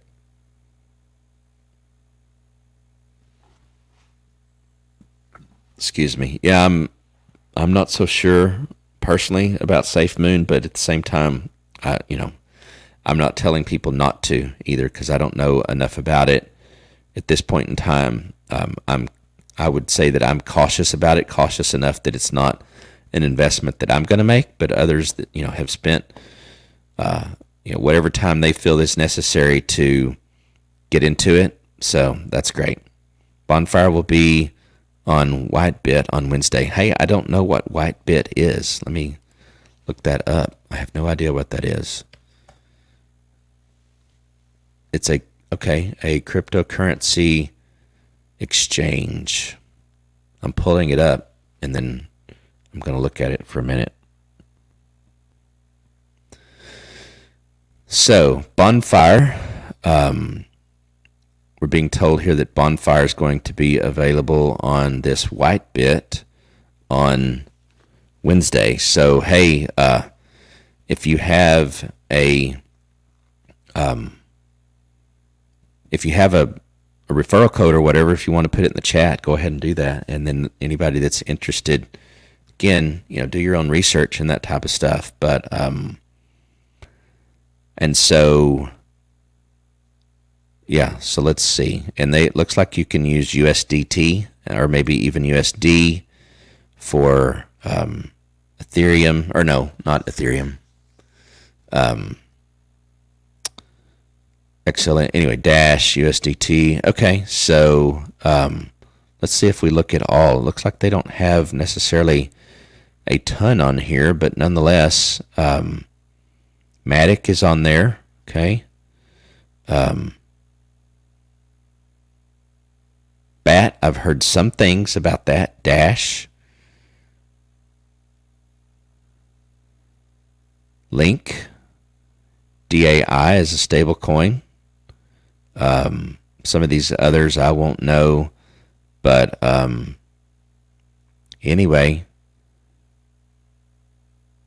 Okay, well, I'm gonna have to look that up, and I'm gonna actually save this right now as a favorite under crypto, and I'm gonna have to go back and check that out.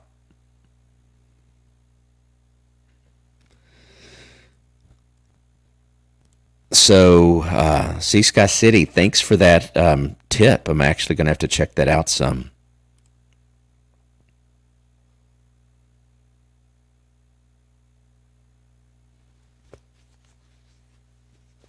Cool, Mad Dog. I'll have to check into that as well.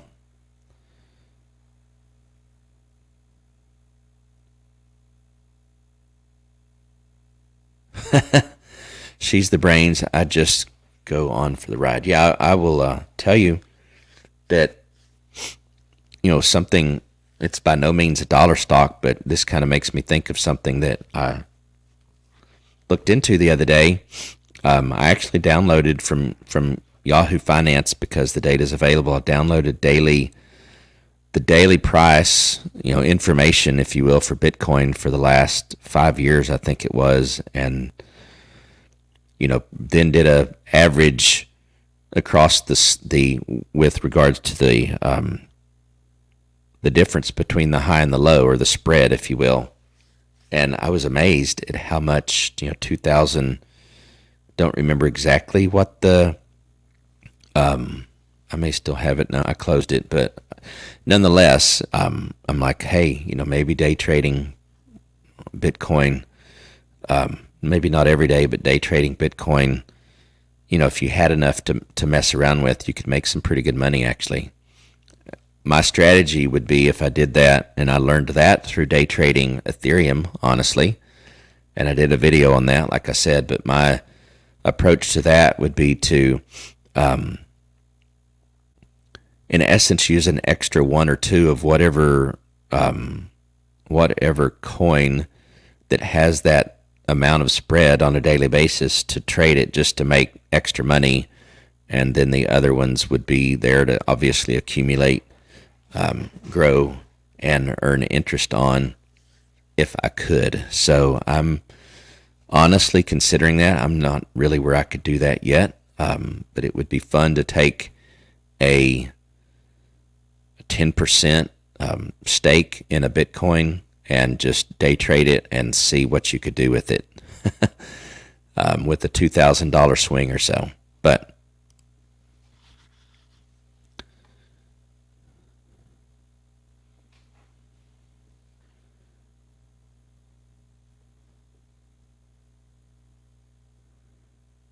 hey, that's great. I love you coming on when you do. I think the problem has been probably I've not been going on late enough at night for you to join because again, like I've said in the past, I don't know how sustainable this is, but because I'm doing this second shift, I get a lot more people on live. But I do appreciate you coming on and sharing your information and what you're finding. And I'm actually, and I mean this sincerely, I can only look into so many things, but this bonfire I'm definitely going to have to look into. It just intrigues me, having read what I read. So I can't say that about everything, right? There's tons of projects out there, but having read what I read about bonfire, I'm definitely going to look up more about it.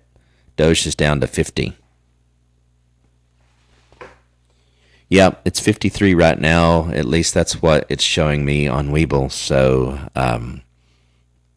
I do honestly, I feel bad for those that were hoping for it to get to $1 at least today. I'm not saying it won't get there, but some may now have to hold longer than they otherwise would have wanted to. But this is where what James was saying earlier about patience. You do have to be patient, especially with crypto, which also dovetails into something we talk about a lot as well, which is, and James mentioned this too, is don't spend money that you don't have. Don't spend money that you can't wait on, right? The only, well, not the only, but in many cases, the only way you lose money is if you sell, right?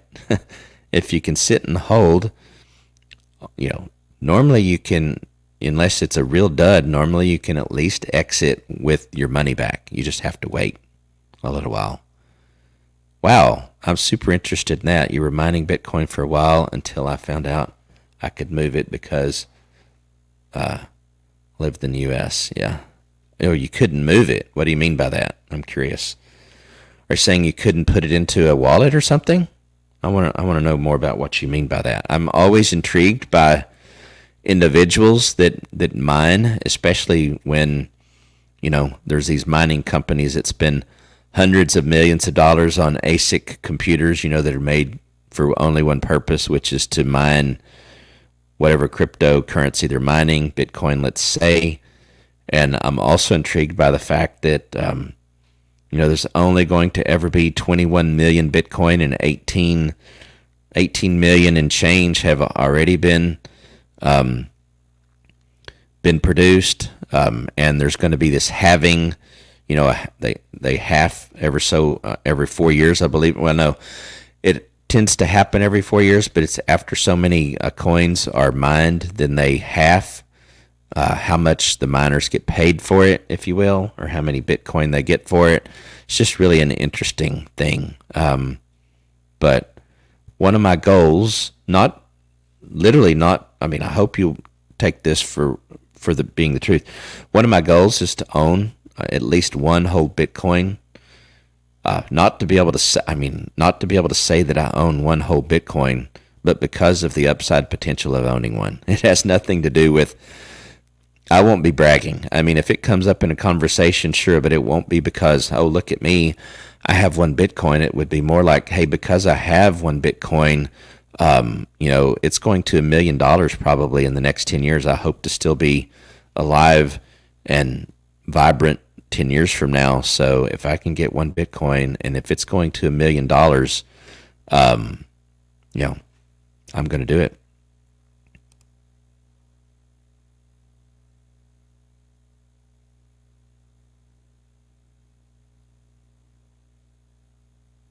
Hey, so Mad Dog, tell us a little bit more about, you say FDA approval, so is this some type of a medical company? And yes, patient saves capital gains for sure. That's the other thing that I know with 2022 taxes, I'm going to have, unfortunately, some profits to report. But, in a sense, I was establishing my portfolio. I would not do it differently. Again, now I have a number of, Ethereum coins from profits that I was able to take from Dogecoin, and I couldn't be happier, honestly. And I'm, now, now established enough that I honestly have no intention,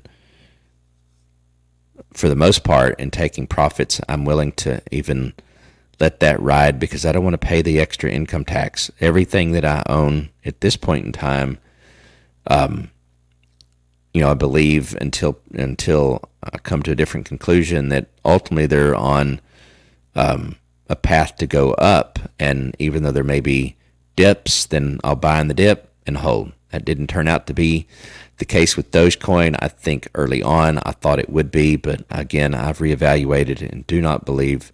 Personally, I hope it happens for those that have it again. Don't think that I don't think it's on the trajectory that at least I thought it would be earlier.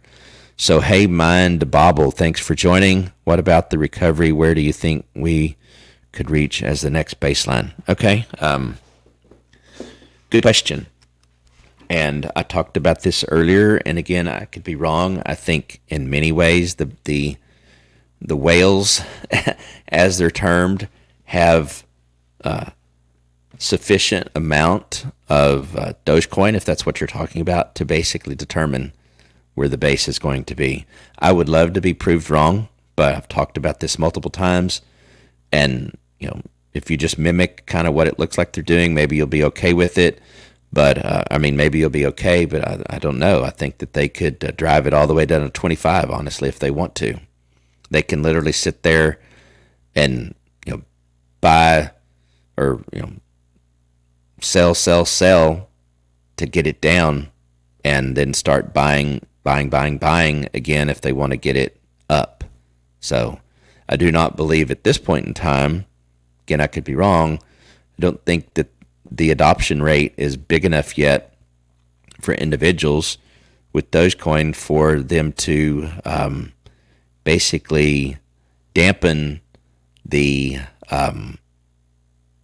manipulation that the whales can do. So that's my thought on Dogecoin. Again, this has nothing to do with being a hater of Dogecoin or being a Debbie Downer. None of that. This is my approach because I actually did it myself. I have a lot of other alternatives that I've moved into. I think again, Cardano,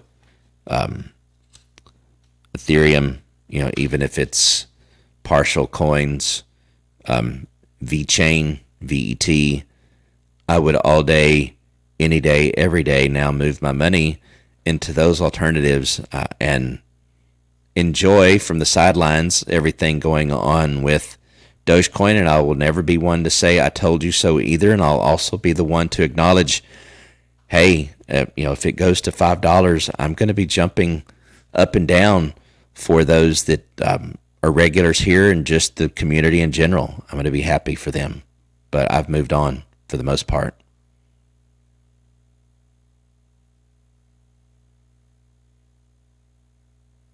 I see.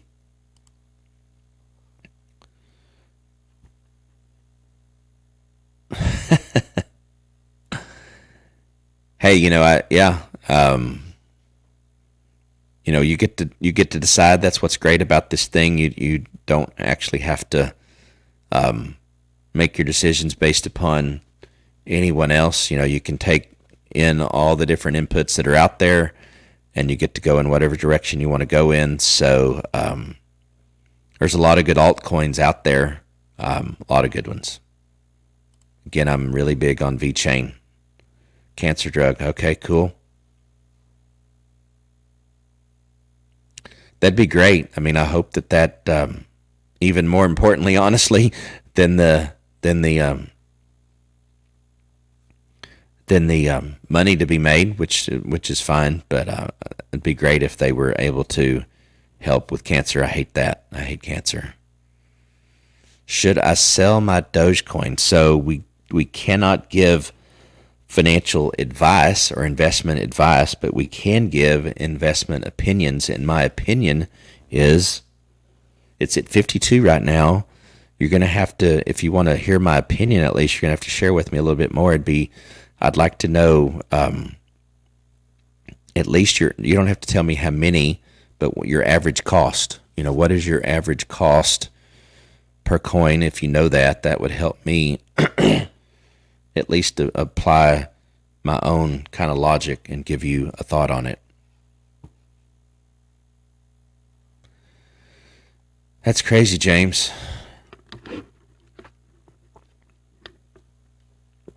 Oh, Philip Morris, patent infringement. Interesting. Completely different, but that's like XRP is another one that I think actually has a lot of potential. But me personally, and this is definitely not there are a lot of people that are doing exactly the opposite of what I'm about to say, but me personally, until they're cleared from the SEC, then, because they're in a lawsuit with the SEC, I'm kind of staying away from it, but they're getting a lot of, it's still getting a lot of activity. So people are pretty certain, it would seem, that XRP is going to prevail. And it's also interesting talking about the chairman of the SEC, and I can't think of his name right now. I saw a headline saying that he believed that every cryptocurrency should be treated as an equity. I don't know what that would ultimately mean,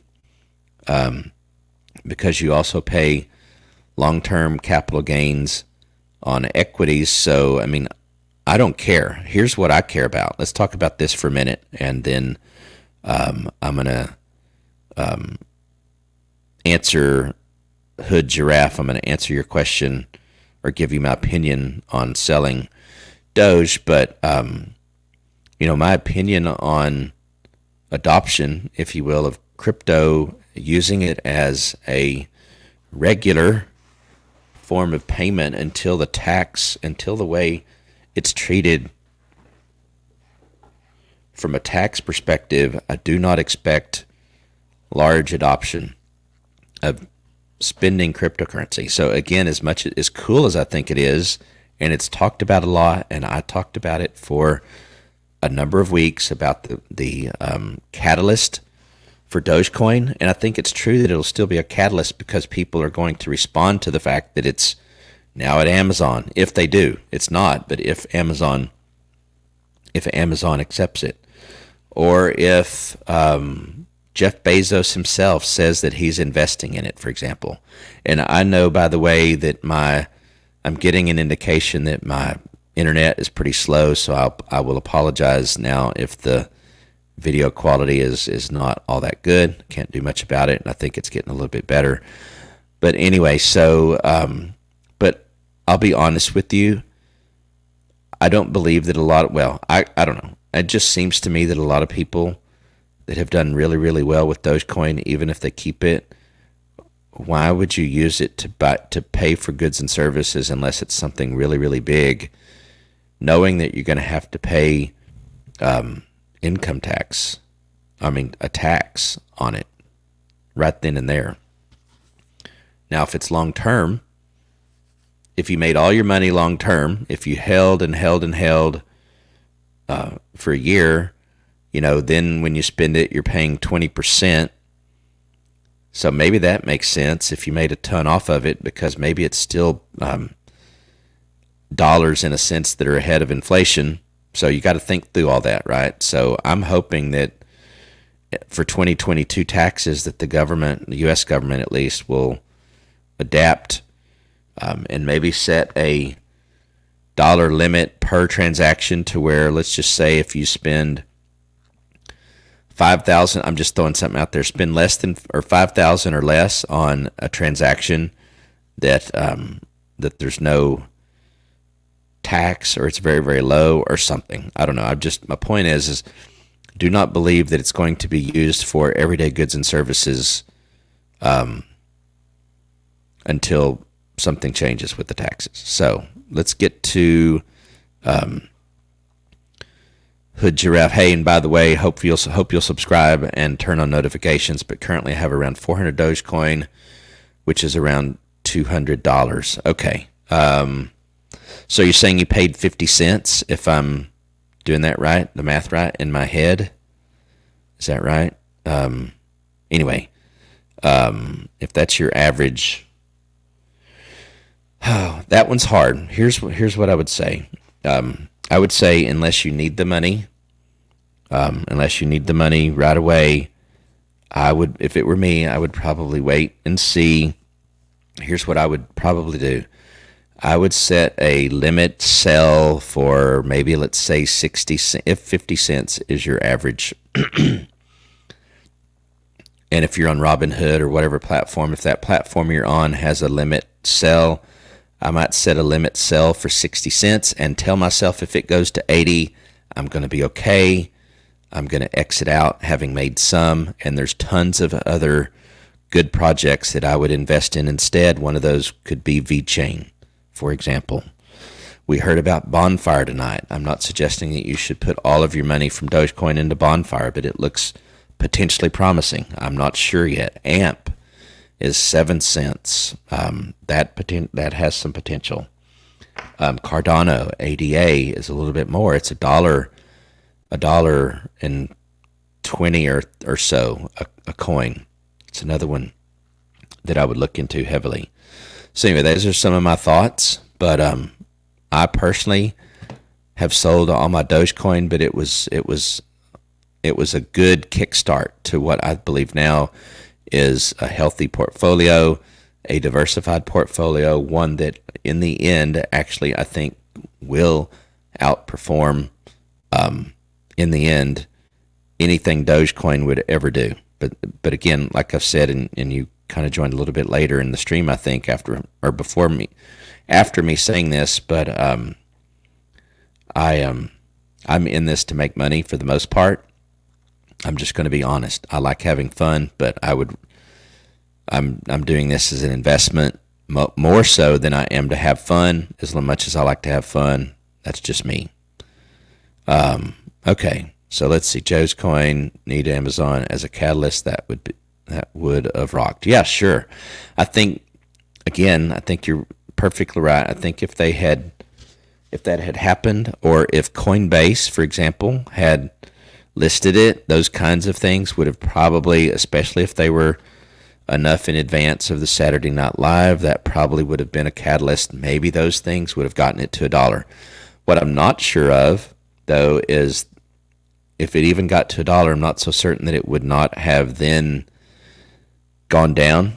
Maybe not as much, but I think in the minds of a lot of people, $1, whether they said it or not openly, tons of people on Twitter saying they're going to hold. I'll say this again, just like I said it last night. Just because someone says they're going to hold doesn't mean they really are, right?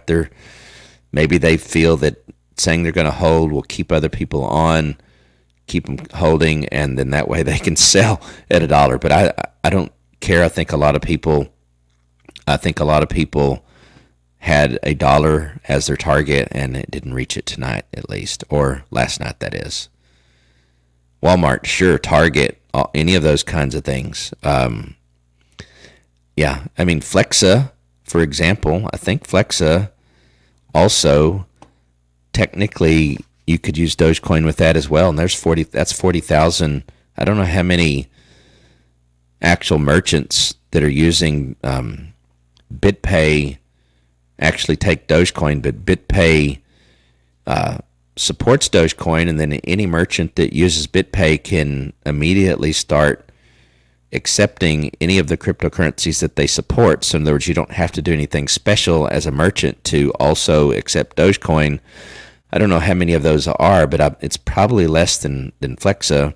Flexa had 40,000, and the other interesting thing with Flexa is there's no need for any new equipment, and it works on Shopify and a number of other things. So go watch last night's episode if you want to hear a little bit more about. Yeah, it was last night because I talked about passive income and again AMP, which you can get on Gemini. I have a link for Gemini if you're interested.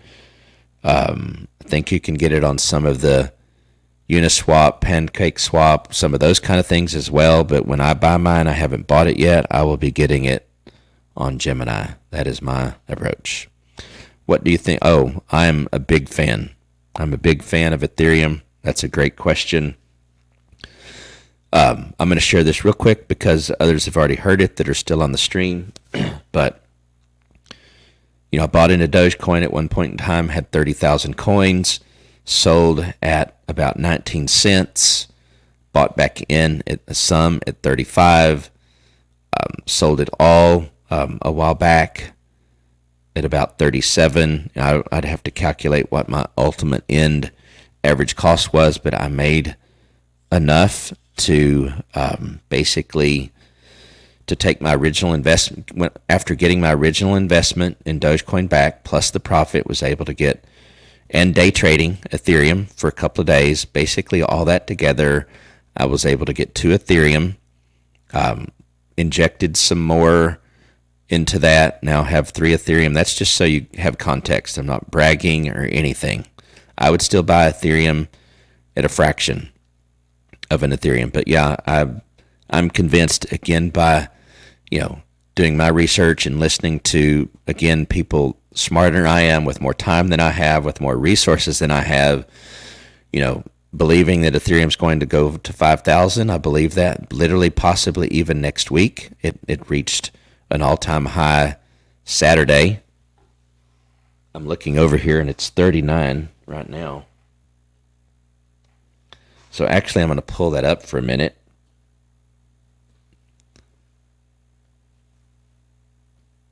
So you can see Ethereum is at 39.41 and the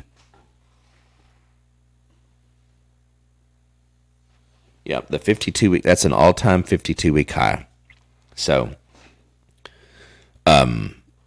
it might break into 4,000 right now. Here's the thing I would say about Ethereum. I day traded it, like I said, for a while, and then I FOMO'd because my ultimate intention was to acquire and hold, right? Knowing or having bought into the fact that it would not only get to 5,000, but ultimately 10, 20,000, and then potentially 5 years from now, maybe sooner, 100,000. That's way out there. I think 20,000 at some point in time in the next 3 years or so is a foregone conclusion, even though Cardano could end up outperforming Ethereum from a network perspective. Ethereum has the upper hand, first to the game, if you will. Name recognition, lots of projects already being used on it. Cardano's still behind on actual adoption, all that. So I'm very, very bullish on Ethereum, and I paid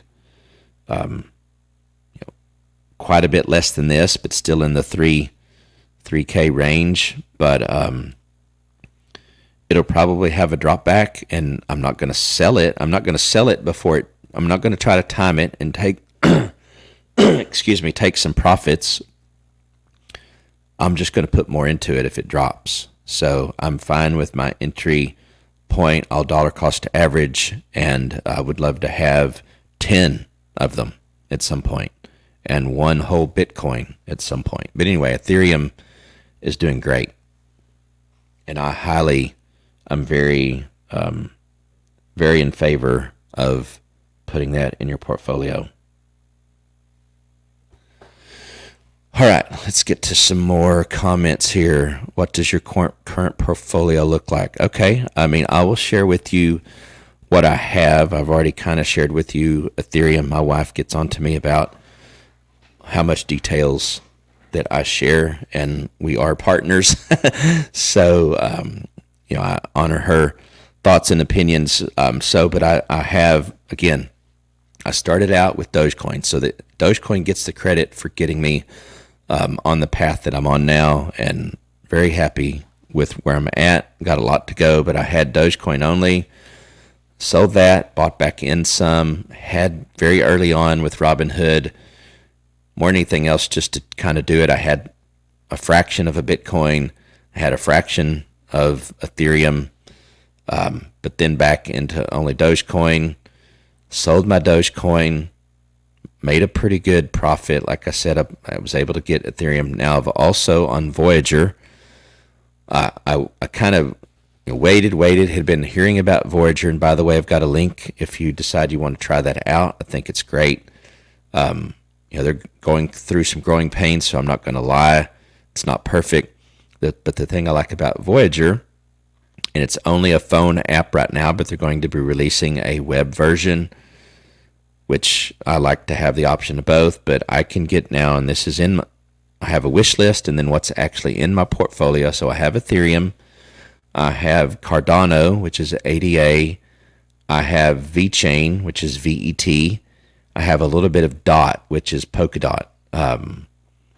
As I mentioned, others that's on my wish list is AMP and several others. I talked last night in more detail about my top 10, the top 5, and then the next 5. So, go back and watch that video if you're not tonight necessarily, but maybe go back and watch last night's video as well, and I'll talk a little bit more about my portfolio. But I'm just getting started. I will say this, again, not bragging, and not this way I don't have to share the amount, but I'm sitting at about 100% increase, if you will, right now, right? 100% on my investment. I realize it's not always going to be like that, so I'm just telling you I feel very blessed right now that that's where it's at, but that could obviously change for the better. It could change for the worse, but I'm pretty confident that the coins that I'm invested in have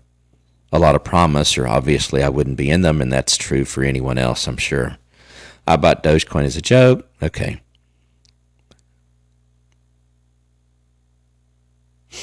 Yeah, hey, again, I'm not hating on Dogecoin, or I hope it's not perceived that way.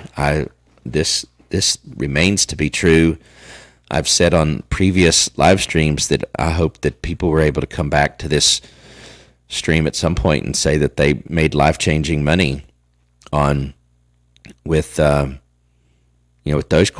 And life-changing money is different for everyone. What's life-changing for one person is not necessarily for the other. So I wish all the success to anyone that's continuing to hold Dogecoin.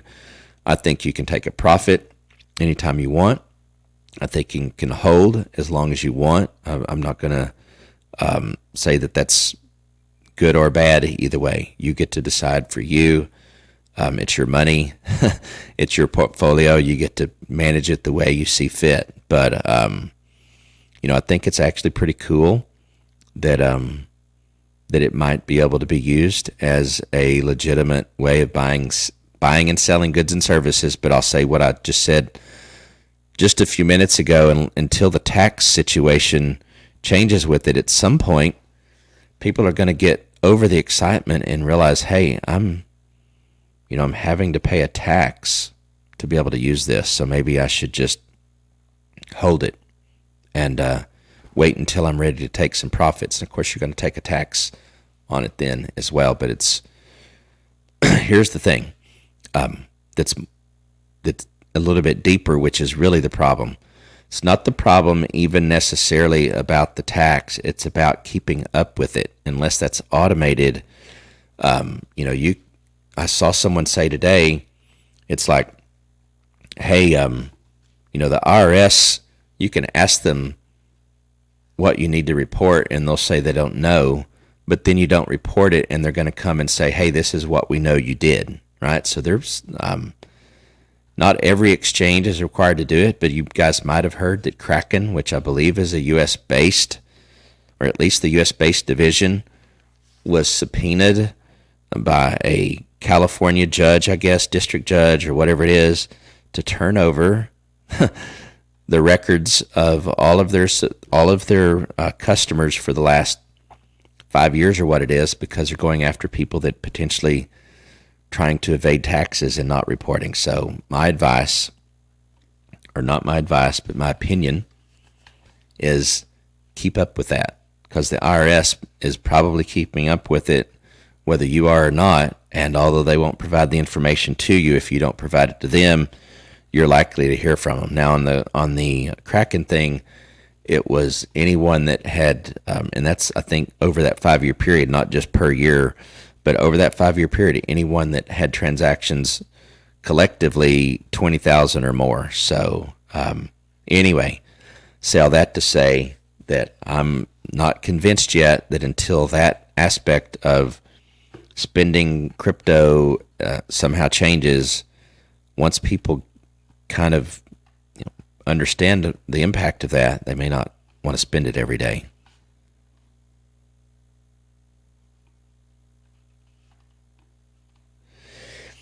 Yep, I mean, I think Ethereum obviously making incremental changes. They still, even with the new changes, will not even come close to what Cardano's theoretical capabilities are with regards to what they term the gas fees and the transactions per second. But Cardano doesn't have enough working applications, if you will, out there to truly go up against Ethereum yet. There may be this parity, if you will, at some point in time, but it's just like Tesla having a considerable lead over Ford, GM, Toyota, BMW, Mercedes, any other car company that's wanting or that's going to get into electric cars. Well, Tesla has the lead, and they could even fall behind in technology in some ways and still have the lead because of the brand that they built and all of that. So I agree.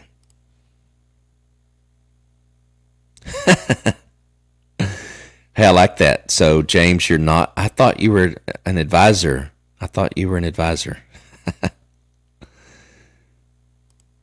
Yeah, I'm super excited about what Ethereum's doing right now. We'll see if it continues, but it's kind of fun to, look at your portfolio when it's doing that. It's when it's not doing that that's not so fun.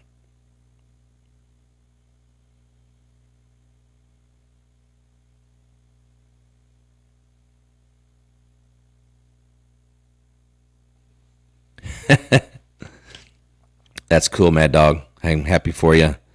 Now you got to decide where you're going to put that, because anyway, I know you know this. You could then put that money into something that doesn't perform so well, and then now your $11,000 in profit is tied up in something that you don't make any money on. So you do you, but think about spreading that out and putting it in some established coins as well. But anyway, happy for you. That's awesome. Solar mining farm and make sunshine coin for it. Yeah, I mean, a lot more of whether it's the right thing to do or what, I don't know, but obviously a lot of these newer projects are coming out with proof of stake, and so that there is a passive income aspect to it, and obviously I prefer that better. But that being said, you can even earn money on your Bitcoin on Voyager. It's 6.5%, so that's not bad. BlockFi may be a little bit more, and I have a link for both of those. I'm tempted to, although BlockFi, well, here's what I would do. I mean, if I had multiple Bitcoin, which I don't currently own any Bitcoin, even a fraction. But if I owned a number of Bitcoin, I'd probably have, maybe 50-50 between BlockFi and Voyager, and earn interest on both of those, just to, again, even platform-wise, to have be spread a little bit.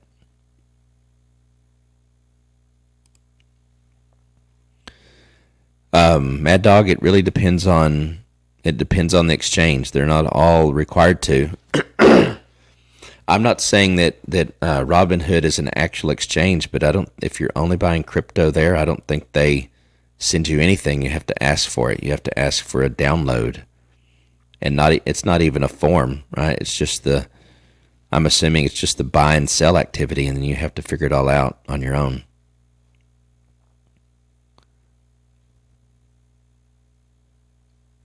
Going back to checking. So maybe you can talk her into you and putting a little bit of that in USDC, right? And then having a debit card on it. So again, Voyager is going to be offering that. And with the USDC, I talked about this earlier, you can earn 9% on it. And then with the debit card, you could still spend the part of that you absolutely needed to spend, and the rest of it could be earning 9%. And since it's USDC and it's pegged to the dollar, it's the rare instance that since it's pegged to the dollar, that it's over $1. And so since it's normally not going to be over $1, you didn't make any money on the actual crypto itself. So there's no tax event. You would still have to report it on your income tax, but you wouldn't be taxed anything. So you could earn 9% on your money and have a debit card. And, of course, a lot of your bills you could pay with debit card and that kind of stuff. So just something to look at. But anyway. I can see. Yeah, now you're just playing with pure profit. So now anything I see. So in other words, you're putting back what you invested. So that's not a bad approach. So now it sounds like you have the freedom to, and that's kind of the same thing I did with Dogecoin. Honestly, I think I'm just being real, right, and transparent. When I would explain to my wife how this was doing, she and would say, "Hey, I made X amount of dollars." To her, it's like, "Okay, is that in our checking account?" And I'm like, "No, that's just on paper, if you will, right? I'm going to keep it in there so that I can make even more, right?" And so,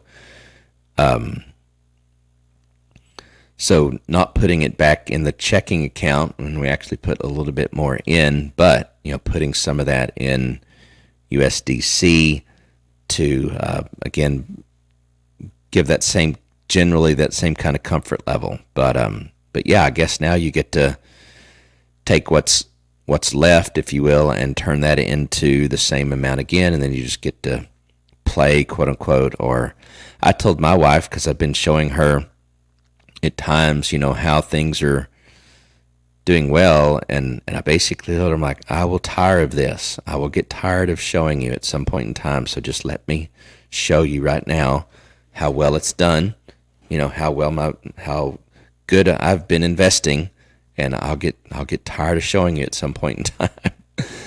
But yeah, hey, I hope that works out for you. So I'm assuming you're using Binance.us.